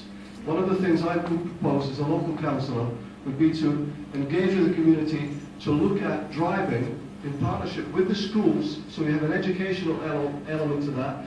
The issue here isn't about picking up litter, the issue is that people shouldn't drop it in the first place. Can I add something to that? This morning I was driving to work. There's somebody crossing the road, litter picker, bag, luminous jacket on, don't know who it was. So I mean, this crowd and Peter Paparazzi and all that, they've done an absolutely fantastic job. They've done a lot of back. Yes, thank you. We could look at it on a bigger scale. Other councils across England and Scotland and Wales and Ireland have a zero tolerance towards litter. People just don't drop it. It's a cultural thing that needs to shift. Can we ask the next question? Most of the litter in Peterhead is blown about because we don't have wheelie bins for plastics, bottles, papers, etc. We have a mountain of people that come out to the court with community, unpaid community work. So many hours to this one, so many hours to that one. Why can't they be moved in to help clear the litter in the town? I kind of I'll agree with those there. I'll add something to that. I worked in Norfolk District Council when we started rolling out the wheelie bins. And down there, you had green wheelie bins for recycling, and everything went in there. When we came back to Scotland, we were given these plastic boxes, which are fantastic in a windy day. Chasing them about the street. Try going to Hope Street or Morrison's Park. We're in St Peter Street, so they just blow in that way. But the thing is I did phone up the council and say, well, it costs too much. I says, well, you know, wait a minute, things were picked up where we lived in North Norfolk. And North Norfolk's quite a rural area like Aberdeenshire. It's not a case of it's a small area, it's quite rural, and everything was taken just outside Great Yarmouth to a sorting depot. And it was sorted there. And you had recycling, you could put out loads of recycling, put out cardboard boxes, fully recycling, they would pick it up. And I mean, we used to fill a recycling bin, we had 360 litres of recycling bin. We'd fill them and still be putting out boxes. And our black bin was empty. I mean, they got 85% recycling. I do believe it's got to do with council policy. I was in Brighton 4 weeks ago. Brighton has a population of 350,000 people. There's visitors in the region of 50,000 every weekend. Every second shop is a fast food outlet. You could go around Brighton any time, day and night. There is no litter. Right, next question. Right. White number one. White number one. Again. You don't get any prizes for this, Alex. You know that. So it's a serious question, though. So I've heard a lot from the business community tonight, and I do appreciate them being here and answering the questions being thrown at them. I've been involved with the setting up of bins in Aberdeen, which is business improvement district. Also been sent up there, I'll sent up there as well. You're all saying working together, working with the council, working with the town centre, etc. So this past 5 years, one has been ahead, not with the South forward as an area, independence. Didn't hear the end of your question. Why have you not worked with the council and various other people to these past 5 years, if you would Peterhead at heart, to set up the Peterhead as a bid district.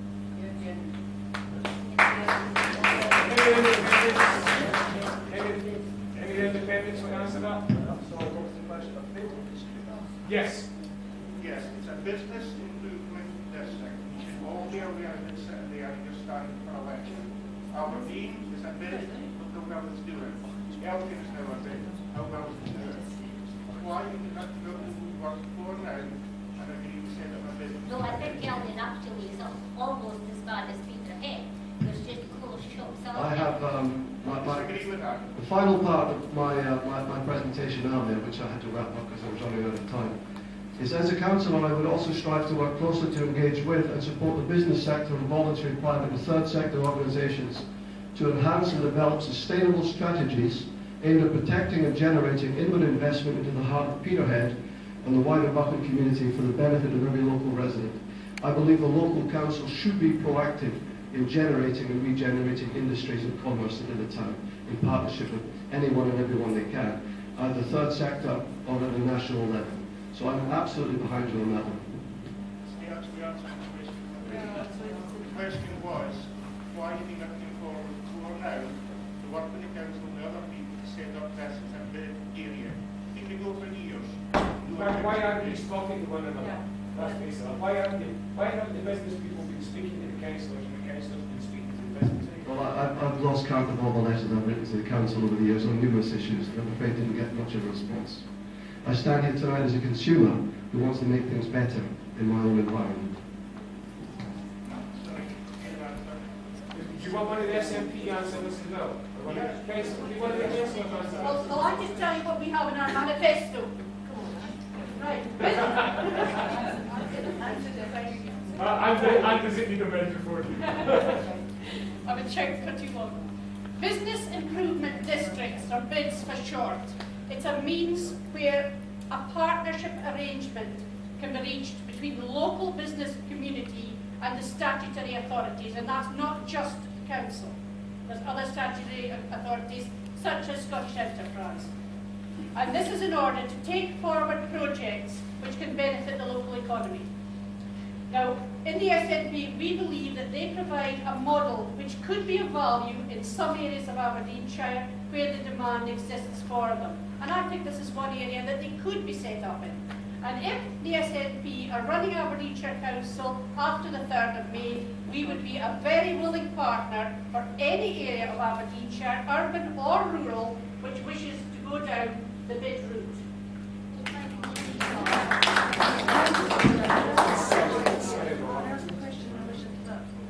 If it's known that there was bids, and we're discussing it now, that's all I did mention there. It's never been approached, it's never been used. I set up my own business last year. Yeah. I've had to take on a unit, which means I miss out on footfall because it's not in the centre of town. It's a decision I had to take because I could not afford anywhere in the centre of town to start my business. I would like to ask, perhaps yourselves, is there something that you could offer? Would you negotiate with the leases and the rental properties because they are extortionate? What are you doing? You're saying you know about bids. Nothing's happened. I have to work 10 times harder to bring people to my business, and that's my choice because I cannot afford the rental prices that are being asked in this town. It's unachievable for anybody, the majority, to start a business. How do we even start? Can I just back that point up that this lady's made? 3 years ago I looked into what the rent and rates were in Peterhead, right? Exactly the same rent and rates were being charged at the side of John Lewis's to get into Aberdeen. Now how on earth can we, as this lady said, she's out in Buchan Braes, you know, that's miles away. Why aren't you ensuring that companies like FG Burnett and other rental companies aren't charging exorbitant prices? Because at the end of the day, we want business to come into this community. I'm an outside resident in here. I shop local where I can. This lady's been purged and put out of business because the local government can't turn around to these companies and say, I'm sorry, but no. Cash Converters, where it is now, was exactly the same price when it was Bernardo's for rent and rates as you were for the side of John Lewis's. You know the buildings there where the meat shop and tack shops are? Same price. We do not have the infrastructure and we don't have the same level of money and investment here to do it. This lady's, you know, potentially going to have to shut her business. Can I just reiterate, I'm doing incredibly well considering, but that's because I've worked really hard. And the lady right at the back, again, I would like to reiterate what she has said, that I have clients that come from far and wide. But that's been my own hard work, that's my own advertising to bring that in. I've had no help whatsoever from anybody. And I would concur with the girl right up at the back. I'm aware of the shop that she's got. If we were given some kind of support, some kind of help to bring funds and customers back into Peterhead, they will come. They do come. This negativity of we won't get this and we won't get that. No, we won't if we don't have and we don't get help. I've got to find everything by myself. I've never seen any of you, ever. Never spoken to one of you. You say we can come to you. We ain't got time because we're trying to run our own businesses. We ain't got time to come and ask you questions that we might get an answer to, or well, we'll try and see if we can. Right. And then never hear from you again. Right. I think that's questions is kind of carried on. Right, we've got some questions left. We want to try to... Right, we can answer. What do you use? Would you like to answer it? What will you do to bring... Who do you want to ask? To make it an achievable thing for people to start their own businesses, to try, and I would love to take somebody on and give them a Saturday job. Mr. Calder, you answer that question. Come on. Let's see what... No, who do you want to answer the question? Well, the majority stronghold here has been SNP. They've said enough tonight. What are you going to offer? I mean, anybody can answer that question. They all want a vote. They all want to be in. Pick and choose. Who's got the best answer? Who's got the most honest answer? Honest answer is quite simple. We don't say the rights. It's sorted private instantly. It's behind you. Oh, yes, it is. Unfortunately, we don't set the rent of premises which are not owned by the council, and there's nothing we can do about it. As private individuals who own it, businesses who own it, and they set the rents. We do have the business model rates, which has helped. Stephen outlined that in his speech. I have the figures here somewhere, but I can't remember offhand. But that has helped to keep businesses going. If you come to us, we will see. There used to be a business forum here. I know there's a business forum, and there's also the bids which we've been speaking about tonight. That part of what that bids will do is negotiate with private ones that are out with the council to bring those rents down to an achievable level so that we can get in. As the other gentleman said there for the independent, negotiation, okay, Marks and Spencer's was in it, I really couldn't care. But at the end of the day, if you negotiate and use that to your advantage, the town use it to their advantage, to bring those things in. People like Father set up their businesses will thrive, but it's the negativity of it. You say, well, it just can't be done. No, I'm not saying it can't be done. You just said it just now. No, what I've said is we don't set the rents as a premises of Peterhead to the council. But the bids are there to the bids are there to help, and if the business forum is basically all but collapsed, unfortunately. Because that was a vehicle, and we used to have regular meetings with the business forum, which there hasn't been that for years because it has collapsed. And if it can be resurrected again, so much the better, because it is a useful tool. I do appreciate that, and obviously there are rooms and rooms for discussion. I want to go back to the question that was already asked, right? I've had a business in Peterhead now for the last year and a half, and I've run for the last 7 years. I've run the biggest netball in Peterhead. I know folk have got a thing about the show, about the business and stuff like that, with the colour of it. I'm going back. I'm going to go back to the comment that Alec made, right? Alec made a comment about bids, right? I've run a business for the last year and a half. I found out about bids last week. A guy came all the way to Peterhead, the guy who supplies my bandits. It took a guy from Kirkcaldy to tell me there's an initiative that can put money back into Peterhead. I want to know, as the council, they came to the business and says, look, we've got this bids thing. Why can we not all work together? And why can we not all make this work and get a thing back to Peterhead? Because the way I've seen it is, this thing's been run for 3 years. The Scottish Government run thing, if I'm right, is that right? It's run by the Scottish Government. So surely the council must have known about this 3 years ago when it was set up, that they could have got money to help businesses, to help regenerate business areas. Why hasn't that been done 3 years ago? Why do we have to wait till now?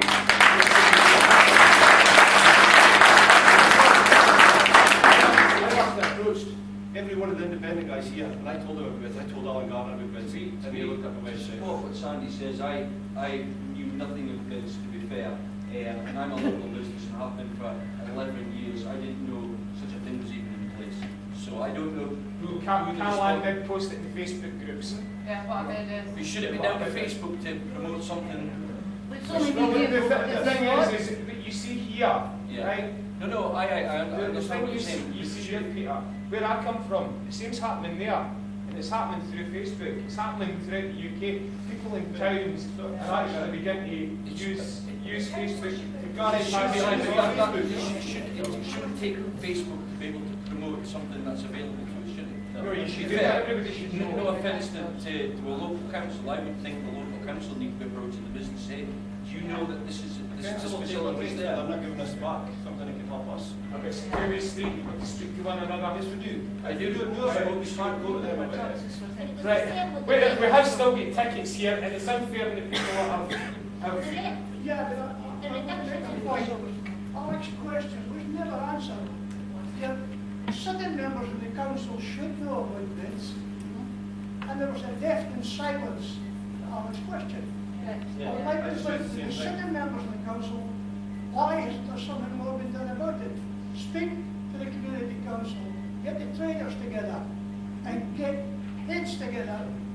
And that's the only way forward. If people start speaking to people and our councillors answering questions. Deafening silence when Alec asked that. We'll get a reply from a councillor. They're elected as our voice. They're elected people as our voice. Yes, here. Peterhead for years, which is a big dry dock. One of our leading engineering firms at the moment taking jobs in Aberdeen, Montrose, Leith, Warren Island, because there's no facilities at Peterhead. Now, we've got a statutory authority called Peterhead Harbour. It's just spent 40 million pounds just now building a quay. However, one of our major engineering firms is taking 500 jobs out of Peterhead to these cities and towns because we don't have facilities here. And this is the type of thing that I was speaking about, leadership in the big picture. The council and the harbour board and the community and industry should be working together to get these type of projects going so that it actually generates work for the town. Because if we get a dry dock into Peterhead for a 600-foot ship, refitting ferries for instance, that would generate 1,000 jobs for local people in the town, which would range from engineers, carpenters, painters, joiners, every trade you can think of. Now that is the type of project we should be getting going with. And everybody speaking together. I've approached Peterhead Harbour Board with that type of project, and they've refused to speak to me about it. Now that is the problem I have got at the moment. Because I'm an independent councillor, I want to put forward projects like that. It could have actually been built. There's 40 million spent just now. It could have actually been encompassed in that project with no cost whatsoever to the harbour or the council, and would have generated, in my view, 1,000 permanent jobs for the people at Peterhead. Now that is what can be done if we get everybody working together. With due respect. Wait a minute. Listen, excuse me. No, we've got tickets here, and people that obtained the tickets to begin with. That was an answer to Alex's question. Somebody answer the question: is why have bids not been done already? That's why they not. To answer the question directly, I knew nothing of it. I can't be a part of something I know nothing about. You are a councillor and a local businessman. You must have been aware of the bid scheme. Why did you not make the other independent candidates here, who you must have had dialogue with Yes, over I've the dialogue, months? yes. Why did you not previously make them aware of the bid scheme? Yeah, Because yeah. surely there would have been a lot further down the road Yes, than the bar. because I'm saying to you, because this is the type of projects I would put forward for these Yeah, schemes. you're putting those kind Yes. of, I'm not asking what That's you what I'm putting forward. No, I'm asking you why, as a councillor, you have not communicated to your fellow independent candidates that this bid scheme is in place and that Peterhead is a prime location. They're businessmen, Yes, it's a Mr. partnership, I thought you Yes, said, it is a between partnership. business and council. Mr. Bucket, let Mr. Stevie Smith, you want to add to this? Because so he's all actually got a chance to speak, because since we are kind of picking on the same people all the time. I'll be quick, I'll give you my answer, so still taking us in the bag. The lady's right, Business Improvement District, it's a partnership. It's in the manifesto. We don't run the council at the minute. We don't even have a majority on the area committee at the minute. We have 5 out of 11 on the area committee, and it's the Conservative, the Dems, and the Independents around the regional council. It's in our manifesto. It's a business partnership that needs to come to the community up. It's no use being opposed to the business community. One of our communities, the gentleman said, I think, very successfully, but memory serves me right. There was a local referendum on the businesses there, and there was a cost involved for the businesses. It's not much, but any cost is a cost in this day and age. So, as a council administration, we would seek to facilitate that, but it is to be supported by the business community. Can I just say though, I feel the council has failed, not just, you know, I'll address the original question to Mr. Hutton, but the council as a whole has failed the community. Because the whole council are aware of this scheme. Why are none of our... Why I'm standing for council again, with hopefully a group of people behind me, so we can get all these things going. At the moment, we're nothing with. Right, there is people with tickets. Can we move on to another question, please, if you don't mind? Right, we spent a good 20 minutes on this. Can I just ask Have you ever been in touch with the business economic directors of Aberdeenshire Council?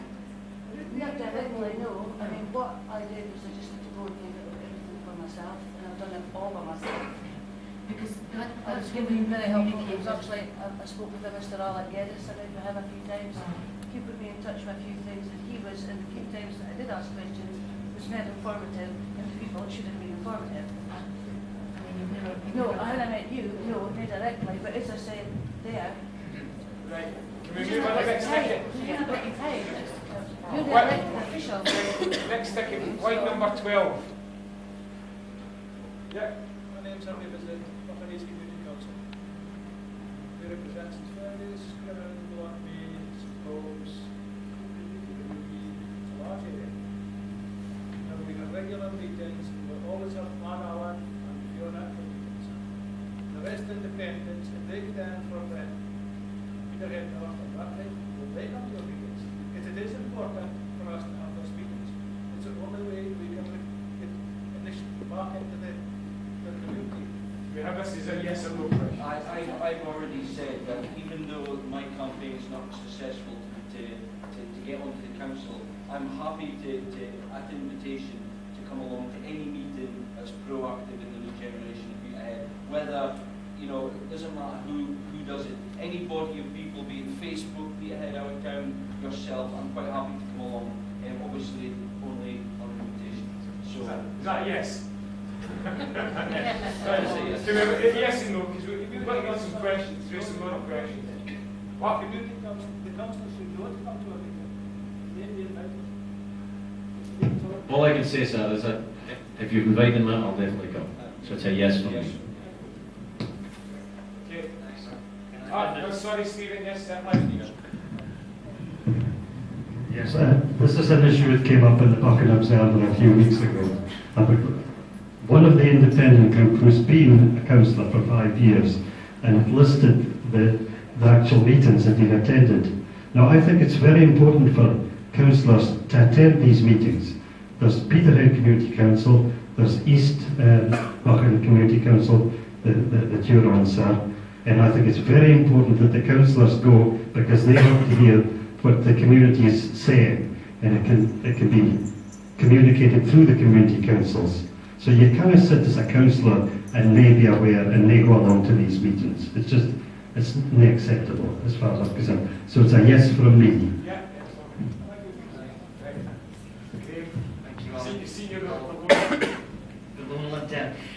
Well, in answer to your question, sir, I would definitely like to come along because for the start of my campaign, I've never claimed to care nothing, and I would definitely like to hear what you've got to say and what the community councils have got to say. So it's a yes from me.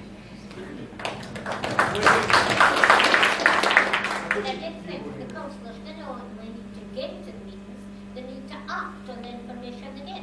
They're just going to listen and come and say, okay. Right. Move on to the next. Point number 9. Sorry. Point number 9. You've not got a gentleman. Alex and a gentleman behind you. It's a question. It's received 3 questions. Sorry. It's taken a question. Right, this gentleman's next. So Stephen, to close the thing off from my side, to be fair, every councillor sitting at that table, and in response to Mr. Lovell's question, the premises you're speaking about belongs to the church. And the church says that no councillor here can do anything about that. So that's the facts.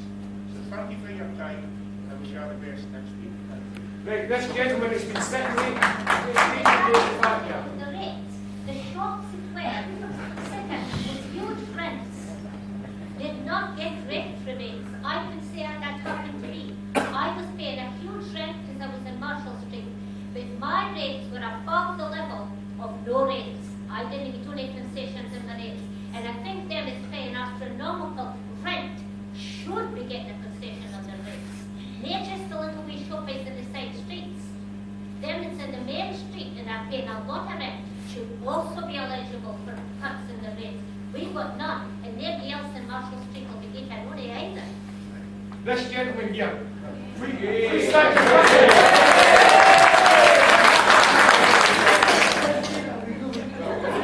You must stand for election, aren't you, with that chair? Okay, finally, if elected, this is to the independents, if elected, you'll be asked to consider some very highly contentious plan applications. And the decision that you make will impact on economic development, social standards, health, environment. I will offer the Buchan CHP application as an example of that. What assurances can the independents offer to be influenced by public opinion on contentious issues like incineration of waste? I think that there's always going to be a case with any application, whatever it's for, you'll not please everybody all the time. You know, it may well be that 9 people out of 10 all for an application, be it for a youth club, a drug rehab, or whatever it may be, but there's always somebody that won't like it, they don't want it in their back garden, or wherever it may be. You'll not please all the people all the time, just as simple as that. But you have to look at the big picture and how useful that application will be on the whole to the people who apply for it. I appreciate your honesty, but we're going to have a deleterious impact on the towns. What we're trying to do, the bigger picture, with more businesses, have a better standard of living, a nicer place to be. Do we really want to incinerate that? Well, no, I'm not specifically looking at incinerators. Or you've got to take every application on its own merit. It would be very easy to say, oh no, I wouldn't allow that and so forth. But on a planning committee, a lot of people have a say, yes. And you have to go with the majority to be fair.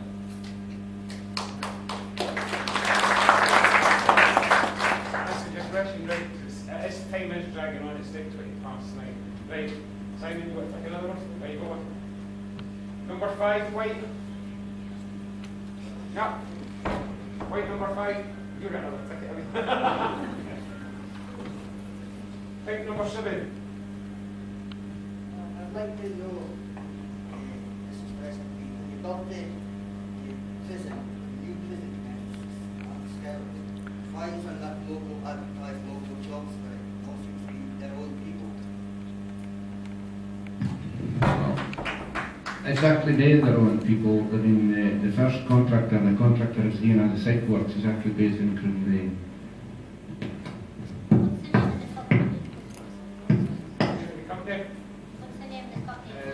I can't remember the company. It begins under the guy's name. It's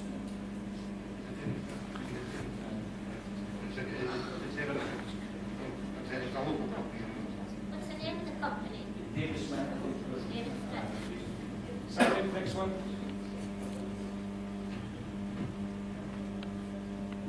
Right, pick number 3.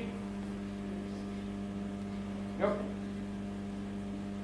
number 2. Don't look at your ticket. Pick number 6. Yeah. I've been Peterhead for 18 years and I've seen its gradual decline and fast track the last 5 years. So I'd like you to account to yourself why there's nothing for young people. And now there's no jobs for young people. So I'd like you to account for yourselves and tell me why I should vote for you. Is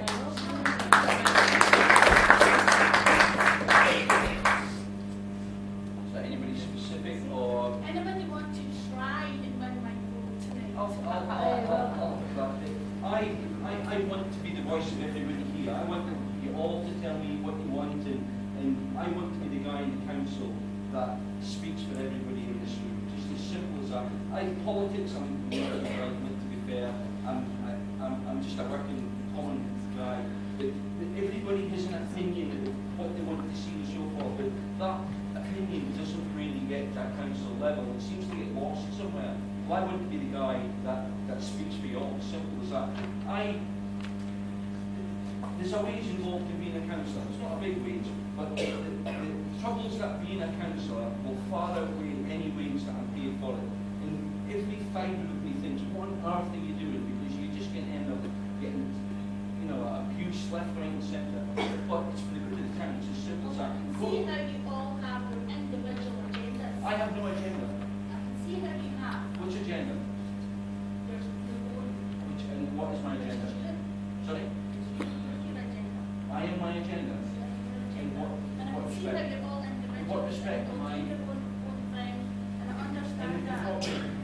But what I'd like to know is we have a rising generation of unemployment, and Peterhead is one of the worst places in Scotland. I would just like to ask you, what do you perceive as my agenda? Sorry, sir, but I'm trying not to be. No, honestly. Can I maybe pick this up? Can we make this quick because it is, people it is getting late. We could be here all night. What? Still get the money from them? As a member of the public in Peterhead, because of the dire lack of opportunities for young people, I founded the Bluestones Music Project in 2008, all done in my spare time, all done with 2 other people. We had to make applications to the Arts Council, we had to fill in endless forms, we had to make all sorts of regulations, health and safety, child protection. I did all that in my spare time, on top of being a full-time social work manager, because of my concern that there is nothing in Peterhead for young people. And 3 people managed to generate £62,000 and impacted the lives of 40 young people, not just from Peterhead, but from Buchan as well, and create a music centre that is still in existence, though we're broke at the moment, but a music centre that's still in existence, and I have to turn young people away from the door because we haven't got the staff to meet their needs. If I'd had more money, I'd have 10 times more young people. So that's what I've been doing. And my agenda is to continue to serve the people of Peterhead and the population and the young people and people from all sectors and walks of life. I have certain skills and talents and experience, but that makes me quite good at that. And if elected, I could do a bigger, better job in the community than I've done in the past.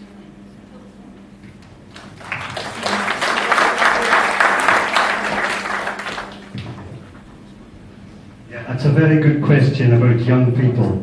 I've been a school teacher all my days, and teachers are very good at telling kids what they should be doing and everything. But I think it's not the councillors that should be telling the kids or setting things up for them. You know, we've had all this about they should have youth clubs and have 10-pin bowling and ice rinks and everything. Ask the kids what they want to do, because they're different from what we were 50 years ago. 50 years ago, I was happy enough to go to the BBs on a Friday night and things like that. A lot of them aren't now. They go to their pals' houses, they play computer games and things. Ask them what they want. Never mind the councillors. Excuse me, check the poll on the Facebook page of what people wanted, what the kids wanted. There was a poll, and there was heaps and heaps and heaps of different options. Everybody had to pick.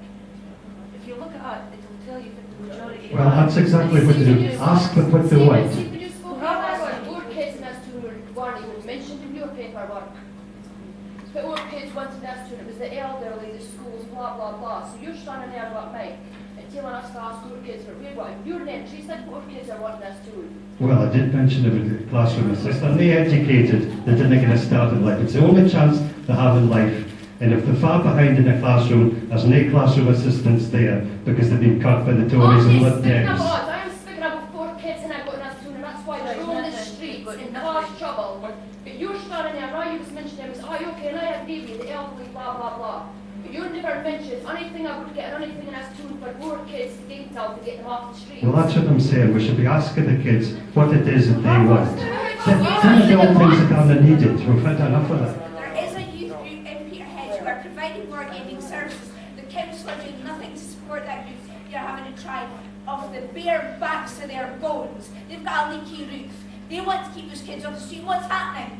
Kids are coming in and vandalising and breaking in and setting fire to the place. The police don't turn up when there's a 999 call. There's a BB, you know what I mean? Kids are being assaulted with BB guns through the metal pellets and things, rubber pellets. What is going to be done about that? If you give them the funding and give them some backing, this gentleman here knows how to fill out forms and paperwork. Every time we've approached the council, they get nowhere. Get off your back sides and give us the help we need. This is what they're giving up their time to do. They can't afford to pay for PVGs and all the rest of it. The council have money behind them. Get it into the scheme. You know, there's a social worker who's responsible for the skate park. There's a lot of kids who come to the skate park, not necessarily kids who are skaters, but they are the ones vandalising the place, wrecking the building, and there's no funding to get them either places, premises, or repair work done for it, and yet they're trying to stop kids going out the streets and vandalising. Like this lady said, people aren't listening. We're electing you to do that for us. You know what I mean? The people responsible for the behaviour at the skate park are Parents. the parents. Yes.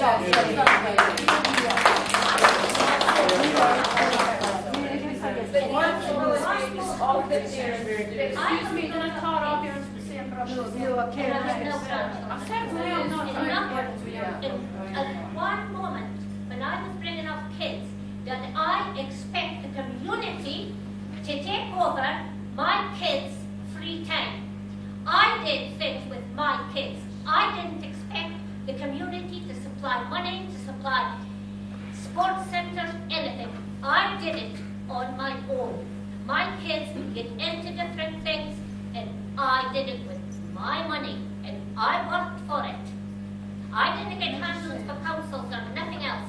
I brought up my kids without asking help from councillors, etc.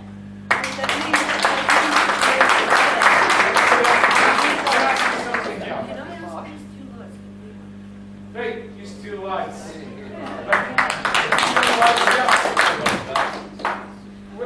What do you use want? What would you like to see in the town? What did you use? Just, I think about just, I don't know, just a few, some. You know what you want? Opportunities, huh? You want opportunities. I am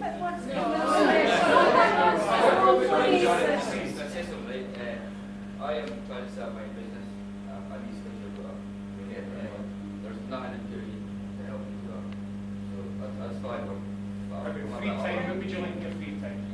Can't hear. Sorry. Doesn't include alcohol. Something to, I don't Just take a microphone. Can't hear you.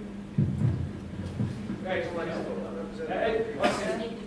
listen folks, it is actually running on a bit late. It's 9:30. And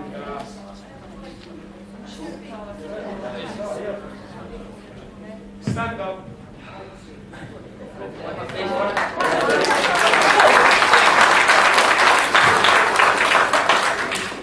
Someone for what's the age of someone that didn't get more recently, someone that doesn't someone that doesn't mark us what the vandalize, someone marks it for someone marks believe for just one of them that helps me read. It helps you helps us. That's why Right. Who do you want to answer this? More breaks. First man. Put the mic back. Right, listen, we have... Can I just say to the lady there, There is a fund in Peterhead called the top-up fund. You can put in an application for it. Application system is about here. So you can do a Abortion House and ask for an application. No guarantees, but it's a very limited fund. It's the only fund that area communities get to spend, and it's about 50 grand in total. Well, anything's worth applying for if it gets the kids, you know, something that they want. And you've got the community development group as well. They're always open to help people, but you've got to apply to them as well. There is money out there because we run the district pipe band, and we've raised quite a lot of funds lately. £2,000. Well done for a pipe band. Actually more than that. But It's actually a bit more than that. But yes, we did. Yeah. It was small grants, £750. The Housing Association's tenant first will give you a community grant for £250. You know, there is grants out there, you've got to look for them. Right. At the risk of setting one of the workers doing a birthday house, the top-up grant for you good for your application, if you speak to Maureen Stephen, because she knows all the grants that's available. our Buckley Development Partnership as well. Yeah, they're really good. You're going to have their work cut out, they're going to be filling first and playing games. Right. Don't complain. Right, next question, 14 red, 14 pink. No, you must have left.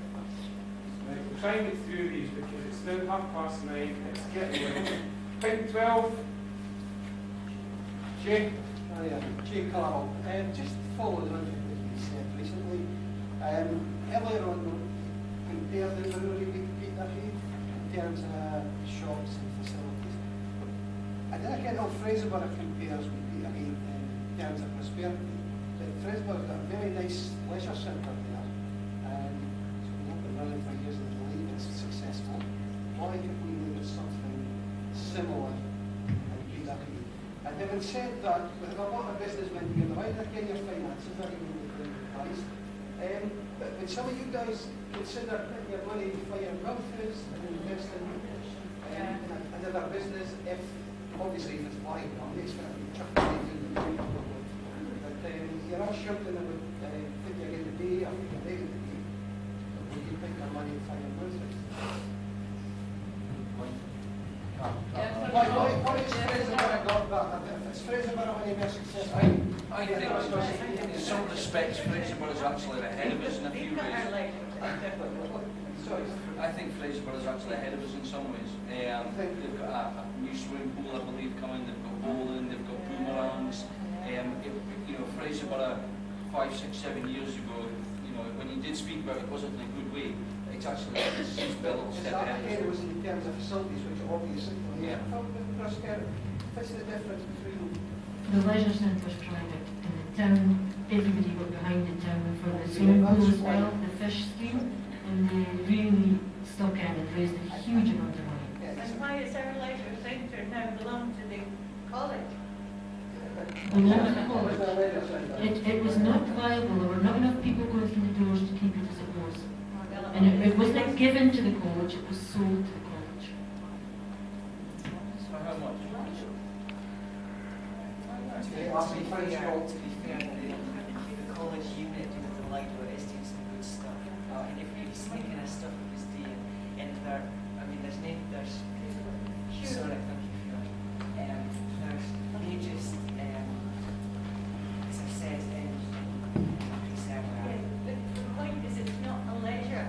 It's not a leisure facility, but it's a site for a leisure facility. well, I would say, I think it's the ideal. I would say is that I would say is that they're doing some good stuff. They're going to be training folk up. Sorry. That's not the point. I know. You've lost our leisure for some time. Sorry, can I just reiterate? The businessman here, can I answer this question? Yes or no answer, right?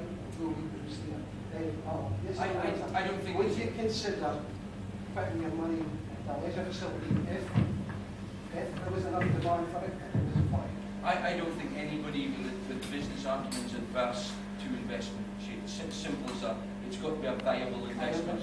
So that's the difference between, yeah, I'd love to put money into it, but if it's not a viable investment, a business will more do that. Why would it be any less? Why would it be any less viable than it is in Fraser?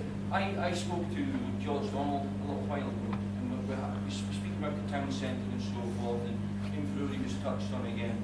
And he says to me, what like some Marks and Spencers look at is they look at the town and they do it on a score. Correct me if I'm wrong here, if anybody knows better. There's a scoring system that they use. One of the things that works against Peterhead is 50% of it's to the sea. So we won't pull in people clearly from the sea and so forth. So it's things like that, the scoring system that makes investment in businesses and so forth either viable or unviable, simple as that. Can I answer that question?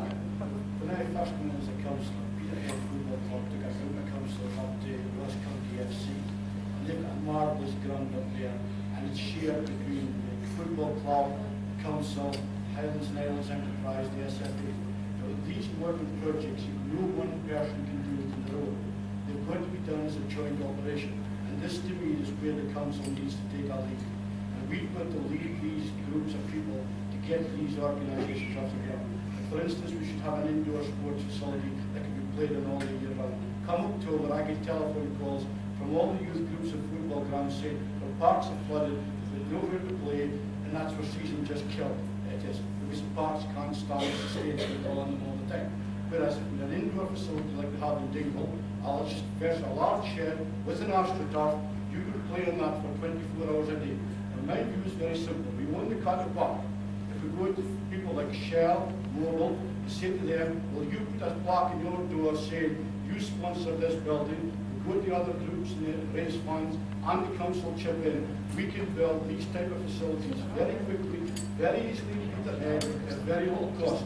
All it takes is a bit of initiative, and this is why I'm speaking about the big picture, and councillors actually leading from the front and not getting bogged down in trivial meetings and all the rest of it, because I say with 14,500 officials to deal with the litter and all the rest of it, councillors should be saying, this is our big plan, and this is the way to solve Peterhead problems, whether it's a dry dock creating 1,000 jobs, or an indoor sports facility for the youth, and everything else, whether it's basketball, indoor football, everything like that can be accommodated. It's very possible by bringing partners together, as we're speaking about the bid and stuff like that. This can all be done, but it can be the right council doing it. Excuse me, that's already in place. That's why I've been trying to do this for 5 years. Because we got tired of waiting. My husband's a football coach. Yes, if it was 11 meeting, we'd have had it. It's as simple as that. Well, my husband's a football coach. If somebody, his partner, and his name's Ollie Hyde, is sick and tired of waiting and being told, yes, it's coming, if you just give us a minute, or there's no funds in place at the moment, you come back later on. So he's gone and done it himself. He's been fundraising, he's gone to different sporting bodies, he's found the money, he just has to find a place in Peterhead, and he's done it again on his own. We want the council want the cut apart. It's our ground. We want it. But we're tired of hearing it, so it never happens. So he's gone and done it himself. Yes, but that's what I'm saying. I'm tired of knocking my head against this stone wall all the time myself. But I'm saying if I know what council I can do it. I mean, we're going to quite let them with anything here. People are the whole. Right, pink 17. No. White number 3. Nope. Probably no. Pink number 4. Yes, the thing is, everyone who goes into Peterhead from Aberdeen sees it in utter eyesore, which was cut by mill. Can't a shopping mall with parking lot or leisure complex or maybe council housing be put in that plot of land before folks start coming into Peterhead and say, is this what the centre of Peterhead looks like? It does not look very attractive. That's the question.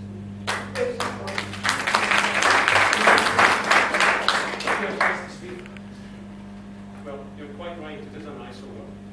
Unfortunately, it's in private hands. I've been in touch with the company. I've said to them, you're not going to do anything with it, which we've not done for the last 4 or 5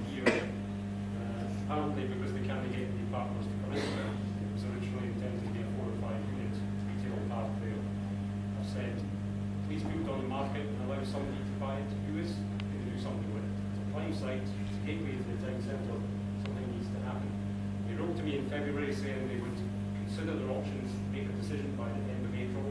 So that's hopefully by the end of next week. We should hear something. What we'll hear, I don't know, but I've been pushing them and I've been trying over a number of years now.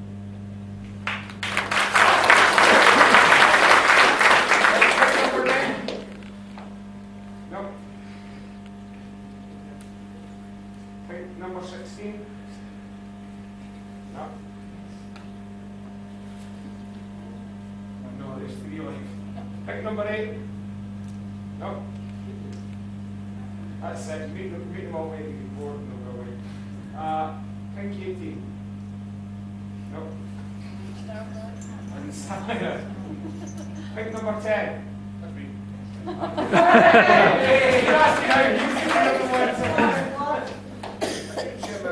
Chairman, Community Councillor, there was 2 quick questions. If you're not elected, will you come and join us? Yes. Independence? Who's that? Sorry, I didn't hear you properly. Community Councillor from what troops? Happy to come along, yeah, absolutely. Happy to come along and find out a bit more You serve about as a it. community councillor. You serve as a community councillor. I'm happy to come along and speak to you about it, yeah. Will you come and join us? Will you come and keep being councillor? I need to know more about what I would be joining, obviously. But I'm happy to come and speak to you. Right. Okay. Next thing is, everybody knows the history records rather than economic development brigades out to improve transport infrastructure. We mentioned the railway link that we've lost. We desperately need Joe Courage when he's in Aberdeen. You support that? If elected, we try and force that through. I know from the elected colleagues it's very difficult. It'll take time. You feel you went behind it? I think everybody here supports that. Just unequivocally, yes, sure. Who wouldn't want Joe Courage with Peterhead? I was actually just going to say, obviously you kind of force things through. It's going to Can't hear what you're saying. Sorry. It's behind them. You won't put it behind them. There's a long one and a short one. As a Scottish government, the state council country now, we can support the Scottish government in the SNP with British. It's in 100 years, the last election we dealt, and it's never restarted. So that's what you In answer to your question, yes, that's not correct. I know that like Western will be something for the next 5 years to dual the part lane line between Timberton and Balmain.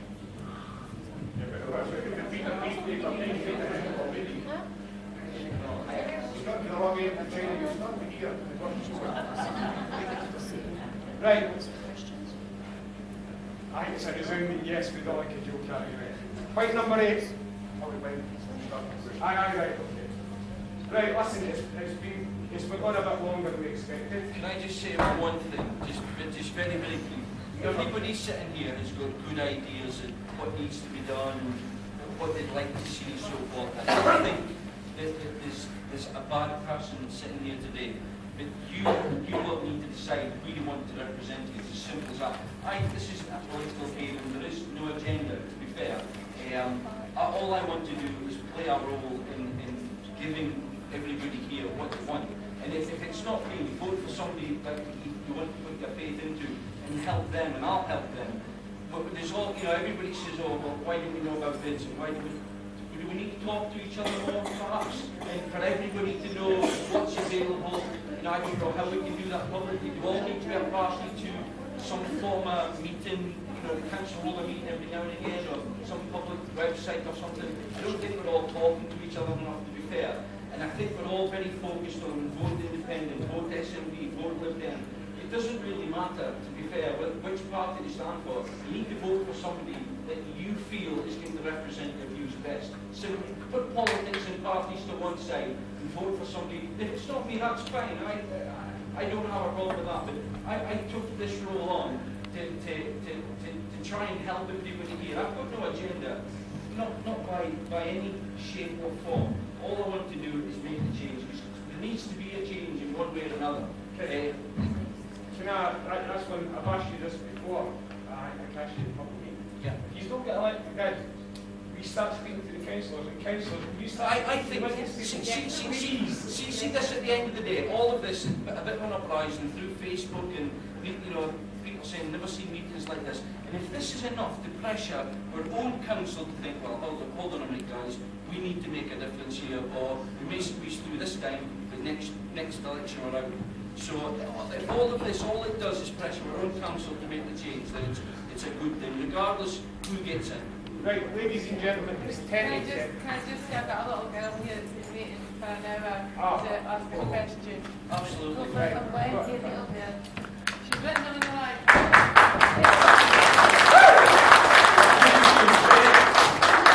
Right, you want me to read it? Mum, I want... What's that? What's that? Want me to read? What do you want me to read? Oh, right, okay. I wanted to say I think Peterhead should have a park like Cadonas in Aberdeen. What? Sorry. I want to say I think the people in Peterhead should have a park like Cadonas in Aberdeen, but the people don't want to travel to Aberdeen that live in Peterhead, and I think there should be parks for all the kids to go and play. Thank you. What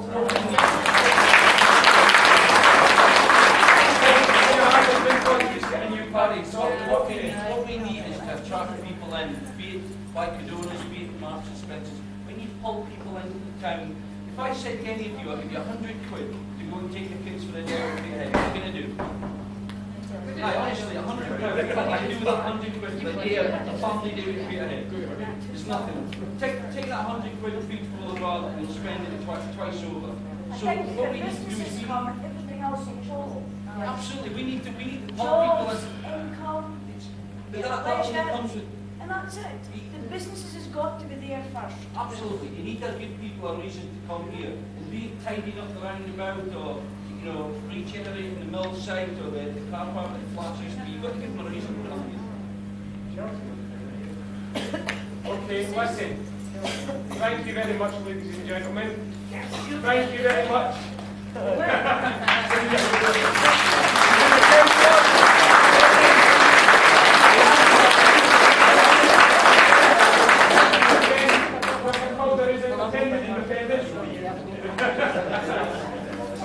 So listen, thank you very much, and remember, use your vote, just matter who you vote for.